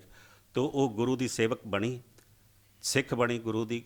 ਗੁਰੂ ਸਾਹਿਬ ਉੱਥੋਂ ਆਗਰੇ ਤੋਂ ਫਿਰ ਅੱਗੇ ਦਿੱਲੀ ਚਲੇ ਜਾਂਦੇ। ਦਿੱਲੀ ਜਿੱਥੇ ਅੱਜ ਮਜਨੂ ਟਿੱਲਾ ਗੁਰਦੁਆਰਾ ਹੈ, ਉੱਥੇ ਜਾ ਕੇ ਗੁਰੂ ਸਾਹਿਬ ਨੇ ਨਿਵਾਸ ਕੀਤਾ। ਮਜਨੂ ਭਗਤ ਸੀ ਉੱਥੇ ਰਹਿਣ ਵਾਲਾ, ਉਹਦੇ ਕੋਲ ਜਾ ਕੇ ਬੈਠੇ, ਉਹਦੇ ਨਾਲ ਵਿਚਾਰਾਂ ਕੀਤੀਆਂ, ਤੇ ਉਹ ਅੱਜ ਉਹਨਾਂ ਦੀ ਯਾਦ ਵਿੱਚ ਮਜਨੂ ਟਿੱਲਾ ਗੁਰਦੁਆਰਾ। ਉੱਥੋਂ ਫਿਰ ਗੁਰੂ ਸਾਹਿਬ ਦਿੱਲੀ ਤੋਂ ਪਾਣੀਪਤ ਹੁੰਦੇ, ਪਾਣੀਪਤ ਕਰਨਾਲ ਹੁੰਦੇ ਕੁਰੂਕਸ਼ੇਤਰ ਆਏ, ਤੇ ਕੁਰੂਕਸ਼ੇਤਰ ਜਿਸ ਵੇਲੇ ਆਏ ਨੇ ਉਸ ਵੇਲੇ ਸੂਰਜ ਗ੍ਰਹਿਣ ਲੱਗਿਆ ਹੋਇਆ ਸੀ। ਸੂਰਜ ਗ੍ਰਹਿਣ ਉਸ ਵੇਲੇ ਲੱਗਿਆ ਹੋਇਆ, ਤੇ ਲੋਕੀ ਜਿਹੜੇ ਤੁਹਾਨੂੰ ਪਤਾ ਹੀ ਹੈ ਕਿ ਸੂਰਜ ਗ੍ਰਹਿਣ ਹੋ ਜਾਵੇ ਸਹੀ, ਭਾਵੇਂ ਪੜ੍ਹੇ ਲਿਖੇ ਚੌਥੀ ਕਲਾਸ ਵਿੱਚ ਸਾਨੂੰ ਪੜ੍ਹਾਉਂਦੇ ਆ, ਬੱਚਿਆਂ ਨੂੰ ਸਾਡਿਆਂ ਨੂੰ ਪੜ੍ਹਾਉਂਦੇ ਆ ਕਿ ਜਦੋਂ ਇਹ, ਕਿਉਂਕਿ ਸੂਰਜ ਦੁਆਲੇ ਧਰਤੀ ਘੁੰਮਦੀ, ਧਰਤੀ ਦੇ ਦੁਆਲੇ ਚੰਨ ਘੁੰਮਦਾ, ਤੇ ਜਦੋਂ ਇਹ ਇੱਕ ਲਾਈਨ ਵਿੱਚ ਆ ਜਾਂਦੇ ਆ ਉਦੋਂ ਕਦੀ ਸੂਰਜ ਗ੍ਰਹਿਣ ਲੱਗ ਜਾਂਦਾ, ਕਦੀ ਚੰਨ ਗ੍ਰਹਿਣ ਲੱਗ ਜਾਂਦਾ, ਇਹੀ ਪੜ੍ਹਾਉਂਦੇ ਆ। ਤੇ ਉੱਥੇ ਅਸੀਂ ਅੱਜ ਵੀ ਪੜ੍ਹੇ ਲਿਖੇ ਹੋਣ ਦੇ ਬਾਵਜੂਦ ਵੀ ਅੱਜ ਆਪਾਂ ਉਹ ਸੂਰਜ ਗ੍ਰਹਿਣ ਲੱਗਿਆ ਹੋਵੇ ਤੇ ਘਰ ਬੈਠ ਜਾਂਦੇ ਹਾਂ ਜੀ, ਨਹੀਂ ਜੀ ਬੜਾ ਭਾਰੀ ਦਿਨ ਆ ਗਿਆ ਜੀ, ਸਾਡੇ ਤੇ ਬੜਾ ਭਾਰ ਆ ਗਿਆ, ਬਾਹਰ ਨਹੀਂ ਨਿਕਲਣਾ ਜੀ, ਤੀਰਥਾਂ ਦੇ ਉੱਪਰ ਇਸ਼ਨਾਨ ਕਰਨਾ ਜੀ, ਤੇ ਪਾਠ ਪੂਜਾ ਕਰਨੀ ਹੈ ਜੀ, ਗ੍ਰਹਿਣ ਲੱਗਿਆ ਹੋਇਆ ਜੀ, ਗ੍ਰਹਿਣ ਵਾਸਤੇ ਇਤਨਾ ਅਸੀਂ ਕਰਦੇ ਹਾਂ ਅੱਜ। ਤੇ ਜਦੋਂ ਕਿ ਇਹ ਹੈ ਸਾਇੰਟੀਫਿਕ ਸਾਰਾ, ਗੁਰੂ ਸਾਹਿਬ ਨੇ ਇਹ ਗੱਲ ਸਮਝਾਈ, ਲੇਕਿਨ ਉਸ ਵੇਲੇ ਕੁਰੂਕਸ਼ੇਤਰ ਦੇ ਵਿੱਚ ਗ੍ਰਹਿਣ ਲੱਗਿਆ ਹੋਇਆ ਸੀ, ਤੇ ਲੋਕੀ ਜਾ ਕੇ ਆਪਣੇ ਘਰਾਂ ਦੇ ਵਿੱਚ ਤੀਰਥਾਂ ਦੇ ਉੱਪਰ ਜਾ ਕੇ ਇਸ਼ਨਾਨ ਕਰਨ ਵਿੱਚ, ਭਗਤੀ ਵਿੱਚ ਕਰਨ ਲੱਗੇ ਹੋਏ ਸਨ। ਤੇ ਅੱਗ ਘਰ ਵਿੱਚ ਬਾਲਦਾ ਕੋਈ ਨਹੀਂ, ਉਹਨਾਂ ਦਿਨਾਂ ਦੇ ਵਿੱਚ ਅੱਗ ਕੋਈ ਨਹੀਂ ਬਾਲਦਾ, ਆਪਣੇ ਘਰਾਂ ਦੇ ਵਿੱਚ ਖਾਣਾ ਨਹੀਂ ਖਾਂਦੇ ਜਿੰਨਾ ਚਿਰ ਸੂਰਜ ਗ੍ਰਹਿਣ ਹਟ ਨਹੀਂ ਜਾਂਦਾ। ਗੁਰੂ ਸਾਹਿਬ ਨੇ ਉੱਥੇ ਇੱਕ ਸੈਂਟਰਲ ਪਲੇਸ ਦੇ ਉੱਪਰ ਕੁਰੂਕਸ਼ੇਤਰ ਵਿੱਚ ਜਾ ਕੇ ਤੇ ਅੱਗ ਬਾਲੀ, ਚੁੱਲ੍ਹਾ ਚੌਂਕਾ ਬਾਲਿਆ ਤੇ ਭੋਜਨ ਪਕਾਉਣਾ ਸ਼ੁਰੂ ਕਰ ਦਿੱਤਾ। ਬਸ ਜਿਉਂ ਹੀ ਖਬਰ ਫੈਲੀ ਕਿ ਸੂਰਜ ਗ੍ਰਹਿਣ ਦੇ ਵਿੱਚ ਭੋਜਨ ਪਕਾਉਣਾ ਸ਼ੁਰੂ ਹੋ ਗਿਆ, ਅੱਗ ਬਲ ਗਈ, ਤਾਂ ਸਾਰੇ ਆ ਕੇ ਇਕੱਠੇ ਹੋ ਗਏ, ਗੁਰੂ ਸਾਹਿਬ ਦੇ ਆਲੇ ਦੁਆਲੇ ਇਕੱਠੇ ਹੋ ਗਏ ਕਿ ਸੂਰਜ ਗ੍ਰਹਿਣ ਵਿੱਚ ਤੁਸੀਂ ਅੱਗ ਬਾਲ ਦਿੱਤੀ। ਤਾਂ ਇਸ ਤਰੀਕੇ ਨਾਲ ਜਦੋਂ ਆਸੇ ਪਾਸੇ ਸਾਰੇ ਇਕੱਠੇ ਹੋਏ ਤੇ ਉਹਨਾਂ ਨੂੰ ਕਹਿਣ ਲੱਗੇ, ਸੱਚੇ ਪਾਤਸ਼ਾਹ ਕਹਿਣ ਲੱਗੇ, ਗੁਰੂ ਨਾਨਕ ਦੇਵ ਪਾਤਸ਼ਾਹ ਜੀ ਕਹਿਣ ਲੱਗੇ ਕਿ ਇਹ ਤੇ ਉਹਦੇ ਭੈ ਦੇ ਵਿੱਚ ਸਭ ਕੁਛ ਹੈ, ਭੈ ਵਿੱਚ ਪਵਨ ਵਹੇ ਸਦਵਾਓ, ਭੈ ਵਿੱਚ ਚੱਲੇ ਲੱਖ ਦਰਿਆਓ, ਭੈ ਵਿੱਚ ਅਗਨ ਕੱਢੇ ਵੇਗਾਰ, ਭੈ ਵਿੱਚ ਧਰਤੀ ਦੱਬੀ ਪਾਰ, ਭੈ ਵਿੱਚ ਸੂਰਜ, ਭੈ ਵਿੱਚ ਚੰਦ, ਕੋ ਕਰੋੜੀ ਚਲਤ ਨਾ ਅੰਤ। ਇਹ ਉਹਦੇ ਭੈ ਵਿੱਚ ਨੇ ਸਾਰੇ, ਚੰਦਰਮਾ ਤੇ ਸੂਰਜ, ਧਰਤੀ ਸਾਰੀ ਚੱਕਰ ਕੱਟ ਰਹੀ ਹੈ, ਸੂਰਜ ਆਪਣੇ ਧੁਰੇ ਦੁਆਲੇ ਘੁੰਮਦਾ ਪਿਆ, ਧਰਤੀ ਵੀ ਆਪਣੇ ਧੁਰੇ ਦੁਆਲੇ ਘੁੰਮਦੀ ਪਈ, ਧਰਤੀ ਜਿਹੜੀ ਹੈ ਸੂਰਜ ਦੇ ਦੁਆਲੇ ਵੀ ਘੁੰਮਦੀ ਪਈ, ਧਰਤੀ ਦੇ ਦੁਆਲੇ ਚੰਦਰਮਾ, ਉਹਦੇ ਹੁਕਮ ਵਿੱਚ, ਉਹਦੇ ਭੈ ਵਿੱਚ ਨੇ ਸਾਰਾ ਕੁਝ, ਉਹਦੇ ਭੈ ਵਿੱਚ ਹੋ ਰਿਹਾ। ਤੇ ਚੰਦ ਗ੍ਰਹਿਣ, ਜੇ ਸੂਰਜ ਗ੍ਰਹਿਣ, ਚੰਦ ਗ੍ਰਹਿਣ ਲੱਗ ਵੀ ਜਾਵੇ ਤਾਂ ਕੀ ਡਰ ਹੈਗਾ, ਤੁਸੀਂ ਪਰਮਾਤਮਾ ਦਾ ਨਾਮ ਜਪੋ, ਤੁਸੀਂ ਕਹਿੰਦੇ ਅੱਗ ਨਹੀਂ ਬਾਲਣੀ ਚਾਹੀਦੀ, ਉਹ ਨਹੀਂ ਕਰਨਾ ਚਾਹੀਦਾ, ਕਿਹੜਾ ਭਾਰ ਆ ਜਾਣਾ, ਉਹਦੇ ਹੁਕਮ ਵਿੱਚ ਹੋ ਰਿਹਾ, ਉਹਦੀ ਕਾਰ ਜਿਹੜੀ ਹੁਕਮ ਵਿੱਚ ਕੀਤੀ ਜਾ ਰਹੀ ਹੈ। ਤਾਂ ਗੁਰੂ ਸਾਹਿਬਾਂ ਨੇ ਉਹਨਾਂ ਨੂੰ ਉਸ ਵੇਲੇ ਇਹਨਾਂ ਵਹਿਮਾਂ ਭਰਮਾਂ ਤੋਂ ਕੱਢਿਆ, ਬਾਹਰ ਕੱਢਿਆ। ਲੇਕਿਨ ਅੱਜ ਵੀ ਆਪਾਂ ਵੀ ਮੰਨਦੇ ਹਾਂ, ਆਪਣੇ ਘਰਾਂ ਦੇ ਵਿੱਚ ਵੀ ਸੂਰਜ ਗ੍ਰਹਿਣ ਤੇ ਚੰਦ ਗ੍ਰਹਿਣ ਬਹੁਤ ਮੰਨਦੇ ਹੈਗੇ, ਲੇਕਿਨ ਗੁਰੂ ਸਾਹਿਬ ਨੇ ਤੇ 550 ਸਾਲ ਪਹਿਲਾਂ ਇਹ ਗੱਲ ਹਟਾਤੀ ਸੀ। ਤਾਂ ਉੱਥੋਂ ਕੁਰੂਕਸ਼ੇਤਰ ਤੋਂ ਆਪ ਜੀ ਫਿਰ ਆਪਣੇ ਘਰ ਨੂੰ ਸੁਲਤਾਨਪੁਰ ਨੂੰ ਆਏ ਨੇ। ਸੁਲਤਾਨਪੁਰ ਆਪ ਜੀ ਨੇ ਬੇਬੇ ਨਾਨਕੀ ਜੀ ਮਿਲੇ ਨੇ, ਬੇਬੇ ਨਾਨਕੀ ਜੀ ਨੇ ਇੱਕਦਮ ਚਰਨਾਂ ਦੇ ਉੱਪਰ ਮੱਥਾ ਟੇਕਣਾ ਚਾਹਿਆ। ਗੁਰੂ ਨਾਨਕ ਦੇਵ ਪਾਤਸ਼ਾਹ ਜੀ ਨੇ ਭੈਣ ਜੀ ਨੂੰ ਪਕੜ ਲਿਆ, ਕਹਿੰਦੇ ਭੈਣ ਜੀ ਤੁਸੀਂ ਮੇਰੇ ਨਾਲੋਂ 5 ਸਾਲ ਵੱਡੇ ਹੋ। ਭੈਣ ਜੀ ਨਾਲ ਬਹੁਤ ਪਿਆਰ ਉਹਨਾਂ ਦਾ, ਕਿਉਂਕਿ ਜਾਣ ਲੱਗਿਆ ਇੰਨਾ ਪਿਆਰ ਆਪਾਂ ਕਦੀ ਨਹੀਂ ਦੇਖਿਆ ਹੋਣਾ, ਭੈਣ ਭਰਾ ਦਾ ਪਿਆਰ, ਕਿਉਂਕਿ ਗੁਰੂ ਨਾਨਕ ਦੇਵ ਪਾਤਸ਼ਾਹ ਜੀ ਉਹ ਭੈਣ ਦੇ ਵਿੱਚ ਕੁਝ ਦੇਖਦੇ ਸਨ ਕਿ ਭੈਣ ਜਿਹੜੀ ਹੈ ਉਹ ਪਹੁੰਚੀ ਹੋਈ ਚੀਜ਼ ਹੈ। ਤੁਸੀਂ ਦੇਖਿਆ ਹੋਣਾ ਕਿ ਉਹਨਾਂ ਦੀ ਭੈਣ ਦੇ ਘਰ ਔਲਾਦ ਨਹੀਂ ਹੋਈ, ਉਹ ਪੀਰ ਬੰਦੀ ਗੁਰੂ ਸਾਹਿਬ ਨੂੰ ਕਹਿਣ ਲੱਗੀ ਮੈਂ ਮੱਥਾ ਟੇਕਣ ਵੀਰ ਕਰਕੇ ਨਹੀਂ ਟੇਕਿਆ ਤੁਹਾਡੇ ਅੱਗੇ ਮੱਥਾ, ਮੈਂ ਪੀਰ ਕਰਕੇ ਟੇਕਿਆ। ਉਹਨਾਂ ਦੇ ਵਿੱਚ ਨਿਰੰਕਾਰੀ ਜੋਤ ਦੇਖਣ ਵਾਲੀ ਸਭ ਤੋਂ ਪਹਿਲੀ ਸਿੱਖ ਬੇਬੇ ਨਾਨਕੀ ਸੀਗੇ। ਕਹਿੰਦੇ ਨੇ ਉਹ ਦੇਖਦੀ ਸੀ ਕਿ ਅੰਦਰ ਨਿਰੰਕਾਰੀ ਜੋਤ ਹੈ, ਮੇਰੇ ਵੀਰ ਦੇ ਅੰਦਰ ਨਿਰੰਕਾਰੀ ਜੋਤ ਹੈ। ਤੇ ਉਹਨਾਂ ਦੇ ਘਰ ਸੰਤਾਨ ਕੋਈ ਨਹੀਂ ਹੈਗੀ। ਆਪਣੇ ਤੇ ਅੱਜ ਬੀਬੀਆਂ ਫਟਾਫਟ ਤੁਰ ਜਾਂਦੀਆਂ ਕਿ ਚਲੋ ਸੰਤਾਂ ਦੇ ਚਲੇ ਜਾਈਏ, ਕਿਤੇ ਤਵੀਤ ਲੈ ਆਈਏ, ਕਿ ਧਾਗਾ ਬੰਨ੍ਹ ਲਈਏ, ਕਿਤੇ ਮੱਥੇ ਟੇਕ ਆਈਏ, ਕਿਤੇ ਕਬਰਾਂ ਤੇ ਚਲੇ ਜਾਂਦੇ, ਕਿਸੇ ਸਿਆਣੇ ਕੋਲ ਚਲੇ ਜਾਂਦੇ, ਸਾਡੇ ਘਰ ਔਲਾਦ ਨਹੀਂ ਹੁੰਦੀ, ਔਲਾਦ ਨਹੀਂ ਹੁੰਦੀ। ਨਿਰੰਕਾਰੀ ਬਾਬਾ ਉਹਦਾ ਭਰਾ ਹੈ, ਬੇਬੇ ਨਾਨਕੀ ਦੇ ਘਰ ਔਲਾਦ ਕੋਈ ਨਹੀਂ। ਲੇਕਿਨ ਆਪਣੇ ਬੱਚੇ ਆਪਣੀ ਘਰ ਵਾਲੀ ਨੂੰ ਉਹਨਾਂ ਨੂੰ ਸਪੁਰਦ ਕਰਕੇ ਗਿਆ ਜਦੋਂ ਇਹ ਫੇਰੀਆਂ ਤੇ ਉੱਪਰ ਗਏ ਨੇ। ਜਦੋਂ ਹੁਣ ਆਏ ਨੇ ਤੇ ਉਸ ਵੇਲੇ ਉਹ ਪੱਖੋਂ ਕੇ ਰੰਧਾਵੇ ਚਲੇ ਗਏ ਸਨ ਉਹਨਾਂ ਦੇ ਬੱਚੇ, ਲੇਕਿਨ ਬਹੁਤ ਚਿਰ ਬੇਬੇ ਨਾਨਕੀ ਦੇ ਨਾਲ ਰਹਿ ਰਹੇ। ਬੇਬੇ ਨਾਨਕੀ ਨੂੰ ਉਨੀ ਜ਼ਿੰਮੇਵਾਰੀ ਦਿੱਤੀ ਜਿੰਨੀ ਆਪਣੀ ਜ਼ਿੰਮੇਵਾਰੀ ਹੈ। ਜਦੋਂ ਉਹ ਜਾਣ ਲੱਗੇ ਸਨ ਤੇ ਕਹਿਣ ਲੱਗੇ ਬੇਬੇ ਨਾਨਕੀ ਇਹ ਮੇਰੇ ਬੱਚੇ ਮੇਰੀ ਪਤਨੀ ਤੇਰੇ ਕੋਲ ਰਹਿਣਗੇ ਇੱਥੇ, ਇਹ ਤੇਰੀ ਜ਼ਿੰਮੇਵਾਰੀ ਹੈ, ਕਿਉਂਕਿ ਇਹ ਮੈਂ ਸਮਝਦਾ ਮੇਰੀ ਭੈਣ ਉਨੀ ਜ਼ਿੰਮੇਵਾਰੀ ਨਿਭਾਏਗੀ ਜਿੰਨੀ ਜ਼ਿੰਮੇਵਾਰੀ ਮੈਂ ਨਿਭਾ ਸਕਦਾ। ਤੇ ਉਹ 8 ਸਾਲ ਤਾਂ ਹੀ ਕੱਟ ਕੇ ਆ ਗਿਆ ਕਿ ਉਹਨਾਂ ਨੂੰ ਪਤਾ ਸੀ ਕਿ ਮੇਰੀ ਭੈਣ ਘਰ ਹੈਗੀ ਹੈ ਤੇ ਉੱਥੇ ਮੈਨੂੰ ਕੋਈ ਮੇਰੀ ਰਿਸਪੌਂਸਿਬਿਲਿਟੀ ਨੂੰ ਉਹ ਸ਼ੇਅਰ ਕਰ ਰਹੀ। ਇਤਨਾ ਮਾਣ ਸੀ ਆਪਣੀ ਭੈਣ ਨੂੰ ਦਿੱਤਾ ਉਹਨਾਂ ਨੇ। ਉਸ ਵੇਲੇ ਭੈਣ ਜੀ ਮਿਲੇ, ਫਿਰ ਭਾਈ ਜੈ ਰਾਮ ਜੀ ਮਿਲੇ। ਭਾਈ ਜੈ ਰਾਮ ਜੀ ਕਹਿੰਦੇ ਮੈਂ ਤਾਂ ਬਹੁਤ ਭਾਗਵਾਨ ਹਾਂ ਕਿ ਮੈਨੂੰ ਐਸਾ ਸਾਕ ਮਿਲਿਆ ਜਿਹੜਾ ਆਪ ਨਿਰੰਕਾਰੀ ਜੋਤ ਹੈ। ਦੌਲਤ ਖਾਨ ਆਇਆ, ਦੌਲਤ ਖਾਨ ਨੇ ਮੱਥਾ ਟੇਕਿਆ ਤੇ ਕਹਿਣ ਲੱਗੇ ਸੱਚੇ ਪਾਤਸ਼ਾਹ ਸ਼ੁਕਰ ਹੈ ਤੁਹਾਡੇ ਦਰਸ਼ਨ ਹੋਏ। 8 ਸਾਲ ਹੋ ਗਏ ਸੀ। ਗੁਰੂ ਸਾਹਿਬ ਉੱਥੇ 4-5 ਦਿਨ ਰਹੇ ਤੇ ਫਿਰ ਤਲਵੰਡੀ ਗਿਆ, ਉੱਥੇ ਮਾਤਾ ਪਿਤਾ ਨੂੰ ਮਿਲੇ ਨੇ ਜਾ ਕੇ। ਮਾਤਾ ਪਿਤਾ ਨੂੰ ਮਿਲਣ ਤੋਂ ਬਾਅਦ ਆਪ ਜੀ ਫਿਰ ਪੱਕੇ ਘਰ ਰੰਧਾਵੇ ਚਲੇ ਗਏ ਨੇ, ਜਿੱਥੇ ਆਪਣੇ ਬਾਲ ਬੱਚੇ ਤੇ ਉਹਨਾਂ ਦੀ ਪਤਨੀ ਸੀਗੇ, ਉੱਥੇ ਚਲੇ ਗਏ। ਉੱਥੇ ਜਾ ਕੇ ਫਿਰ ਅਜੀਤ ਰੰਧਾਵੇ ਦੇ ਨਾਲ ਗੱਲ ਕੀਤੀ। ਉੱਥੋਂ ਦਾ ਪੱਖੋ ਕੇ ਰੰਧਾਵੇ ਦਾ ਚੌਧਰੀ ਸੀਗਾ, ਉਹਦੇ ਨਾਲ ਗੱਲ ਕੀਤੀ ਕਿ ਮੈਂ ਇਹ 8 ਸਾਲ ਦਾ ਜਿਹੜਾ ਟੂਰ ਲਗਾ ਕੇ ਆਇਆ, ਇਹ ਮੈਂ ਚਾਹੁੰਦਾ ਕਿ ਇਹਨੂੰ ਪੱਕੇ ਪੈਰੀਂ ਤੇ ਖੜੀ ਕਰਨ ਵਾਸਤੇ ਇੱਕ ਪ੍ਰਚਾਰਕ ਸੈਂਟਰ ਚਾਹੀਦਾ। ਤੋ ਜੇ ਤੂੰ ਚਾਹਵੇਂ ਤੇ ਮੈਂ ਇੱਥੇ ਪੱਖੋ ਕੇ ਰੰਧਾਵੇ ਮੈਨੂੰ ਜ਼ਮੀਨ ਮਿਲ ਜਾਏ ਤੇ ਮੈਂ ਇੱਥੇ ਇੱਕ ਸੈਂਟਰ ਖੋਲ੍ਹਣਾ। ਤੋ ਉਹ ਰਾਜ਼ੀ ਹੋ ਗਿਆ, ਉਸੇ ਵੇਲੇ ਰਾਜ਼ੀ ਹੋ ਗਿਆ। ਲੇਕਿਨ ਉੱਥੋਂ ਦਾ ਕਰੋੜੀ ਮੱਲ ਸੀ, ਕਲਾਨੌਰ ਨੇੜੇ ਹੈ, ਉੱਥੋਂ ਦਾ ਚੌਧਰੀ ਕਰੋੜੀ ਮੱਲ ਸੀ। ਉਹ ਕਹਿਣ ਲੱਗਾ ਬਿਲਕੁਲ ਨਹੀਂ, ਮੈਂ ਇੱਥੇ ਗੁਰੂ ਨਾਨਕ ਨੂੰ ਕੋਈ ਸੈਂਟਰ ਖੋਲ੍ਹਣ ਨਹੀਂ ਦੇਣਾ, ਇਹਨੇ ਸਾਰੀ ਹਿੰਦੂਆਂ ਦੀ ਸਾਰੀ ਮਰਿਆਦਾ ਨੂੰ ਖਤਮ ਕਰ ਦਿੱਤਾ, ਮੈਂ ਇਹਨੂੰ ਸੈਂਟਰ ਇੱਥੇ ਖੋਲ੍ਹਣ ਨਹੀਂ ਦੇਣਾ। ਉਹ ਨੱਠਿਆ ਆਇਆ ਪੱਖੋ ਕੇ ਰੰਧਾਵੇ, ਅਜੀਤ ਰੰਧਾਵੇ ਨਾਲ ਗੱਲ ਕਰਨ ਵਾਸਤੇ ਘੋੜੀ ਦੇ ਉੱਪਰ ਸਵਾਰ ਹੋ ਕੇ ਆ ਰਿਹਾ ਸੀ ਤੇ ਘੋੜੀ ਦੇ ਰਸਤੇ ਦੇ ਵਿੱਚ ਘੋੜੀ ਤੋਂ ਥੱਲੇ ਡਿੱਗਿਆ ਤੇ ਉਹਦੇ ਜਿਹੜੀਆਂ ਲੱਤਾਂ ਟੁੱਟ ਗਈਆਂ। ਲੱਤਾਂ ਟੁੱਟ ਗਈਆਂ। ਆਸੇ ਪਾਸੇ ਲੋਕਾਂ ਨੇ ਕਿਹਾ ਭਾਈ ਤੂੰ ਕਿਹਦੇ ਨਾਲ ਲੜਾਈ ਕਰਨ ਜਾ ਰਿਹਾ ਸੀ? ਤੈਨੂੰ ਪਤਾ ਨਹੀਂ ਵੀ ਉਹ ਕੌਣ ਹੈ ਜਿਹਦੇ ਨਾਲ ਤੂੰ ਲੜਾਈ ਕਰਨ ਜਾ ਰਿਹਾ, ਜਿਹਦੇ ਨਾਲ ਤੂੰ ਕਹਿਣ ਜਾ ਰਿਹਾ ਕਿ ਜਿਹਦਾ ਉਹਦਾ ਮੈਂ ਸੈਂਟਰ ਨਹੀਂ ਉੱਥੇ ਖੋਲ੍ਹਣ ਦੇਣਾ। ਉਹਨਾਂ ਨੇ ਸਮਝਾਇਆ। ਜਦੋਂ ਆ ਕੇ ਗੁਰੂ ਨਾਨਕ ਨੂੰ ਮਿਲਿਆ ਤੇ ਬਸ ਉਹਦਾ ਨੂਰ ਦੇਖ ਕੇ ਉੱਥੇ ਹੀ ਉਹਨਾਂ ਦੇ ਚਰਨਾਂ ਦੇ ਉੱਪਰ ਡਿੱਗ ਪਿਆ ਤੇ ਕਰੋੜੀ ਮੱਲ ਵੀ ਉਹਦਾ ਸਿੱਖ ਬਣਿਆ। ਤੇ ਫਿਰ ਉਸਨੇ ਪੱਖੋ ਕੇ ਰੰਧਾਵੇ ਅਜੀਤ ਰੰਧਾਵੇ ਦੇ ਨਾਲ ਮਿਲ ਕੇ ਪੂਰੀ ਆਸੇ ਪਾਸੇ ਜੱਟਾਂ ਦੀ ਜ਼ਮੀਨ ਲੈ ਕੇ ਦੇ ਦਿੱਤੀ। ਤੇ ਗੁਰੂ ਸਾਹਿਬ ਕੋਲ ਇੱਕ ਬਹੁਤ ਵੱਡੀ ਜ਼ਮੀਨ, ਕਈ ਇਤਿਹਾਸਕਾਰ ਲਿਖਦੇ ਕਿ 100 ਏਕੜ ਜ਼ਮੀਨ ਇਕੱਠੀ ਹੋ ਗਈ। ਆਪਾਂ ਨਾ ਵੀ ਮੰਨੀਏ 100 ਏਕੜ ਜ਼ਮੀਨ, ਇਹ ਜਿਹੜਾ ਕਰਤਾਰਪੁਰ ਦਾ ਅੱਜ ਲਾਂਘਾ ਖੁੱਲ੍ਹਿਆ, ਇਹ ਉਸ ਵੇਲੇ 1516 ਦੇ ਵਿੱਚ 1515 ਤੱਕ ਤੇ ਆਪ ਜੀ ਇਹ ਸਫ਼ਰ ਕਰਦੇ ਰਹੇ 8 ਸਾਲ ਦਾ। 1516 ਵਿੱਚ ਜਾ ਕੇ ਜਦੋਂ ਅਜੀਤ ਰੰਧਾਵੇ ਨੇ ਜ਼ਮੀਨ ਆਪਣੀ ਵੀ ਦਿੱਤੀ, ਕੁਝ ਜੱਟਾਂ ਨੇ ਵੀ ਦਿੱਤੀ, ਤੇ ਉੱਥੇ ਨੀਂਹ ਪੱਥਰ ਰੱਖਿਆ ਜਿਹਦਾ ਨਾਂ ਉਹਨਾਂ ਨੇ ਕਰਤਾਰਪੁਰ ਰੱਖਿਆ। ਉਹ ਕਰਤਾਰਪੁਰ ਦਾ ਉਹਨਾਂ ਨੂੰ ਵਸਾਉਣਾ ਸ਼ੁਰੂ ਕੀਤਾ, ਉੱਥੇ ਨੀਂਹ ਰੱਖੀ ਤੇ ਉੱਥੇ ਸਭ ਤੋਂ ਪਹਿਲਾਂ ਇੱਕ ਬੜੀ ਵੱਡੀ ਧਰਮਸਾਲ ਬਣਾਈ, ਜਿਹੜਾ ਪ੍ਰਚਾਰਕ ਸੈਂਟਰ ਬਣਿਆ। ਤੇ ਫਿਰ ਲੋਕਾਂ ਨੂੰ ਵੀ ਕਿਹਾ ਵੀ ਤੁਸੀਂ ਇੱਥੇ ਆ ਕੇ ਆਪਣੇ ਮਕਾਨ ਬਣਾਓ। ਪਹਿਲਾਂ ਆਪ ਜੀ ਉੱਥੇ ਰਹਿਣਾ ਸ਼ੁਰੂ ਕੀਤਾ, ਆਪਣੇ ਮਾਪਿਓ ਨੂੰ ਉੱਥੇ ਲੈ ਕੇ ਆ ਗਏ। ਫਿਰ ਭਾਈ ਮਰਦਾਨਾ ਜੀ ਆਪਣੀ ਸਾਰੀ ਫੈਮਿਲੀ ਨੂੰ ਉੱਥੇ ਲੈ ਕੇ ਆ ਗਏ ਤੇ ਇਸ ਤਰੀਕੇ ਦੇ ਨਾਲ ਉੱਥੇ ਉਹਨਾਂ ਨੇ ਰਹਿਣਾ ਸ਼ੁਰੂ ਕੀਤਾ ਤੇ ਹੋਰ ਲੋਕਾਂ ਨੇ ਵੀ ਹੌਲੀ ਹੌਲੀ ਉਹ ਆਬਾਦੀ ਬਣ ਗਈ। ਤੇ ਇਸ ਤਰੀਕੇ ਨਾਲ ਲੋਕੀ ਉੱਥੇ ਉਸ ਧਰਮਸਾਲ ਦੇ ਵਿੱਚ ਰੋਜ਼ ਦਾ ਨਿਤਨੇਮ ਸ਼ੁਰੂ ਹੋ ਗਿਆ। ਭਾਈ ਗੁਰਦਾਸ ਜੀ ਜਿਸ ਤਰ੍ਹਾਂ ਲਿਖਦੇ ਨੇ ਕਿ ਉੱਥੇ ਸੋਦਰ ਆਰਤੀ ਗਾਵੀਏ ਅੰਮ੍ਰਿਤ ਵੇਲੇ ਜਾਪ ਉਚਾਰ। ਸਵੇਰੇ ਜਪਜੀ ਸਾਹਿਬ ਦਾ ਪਾਠ ਹੁੰਦਾ ਸੀ, ਸ਼ਾਮ ਨੂੰ ਸੋਦਰ ਦਾ ਪਾਠ ਹੁੰਦਾ ਸੀ।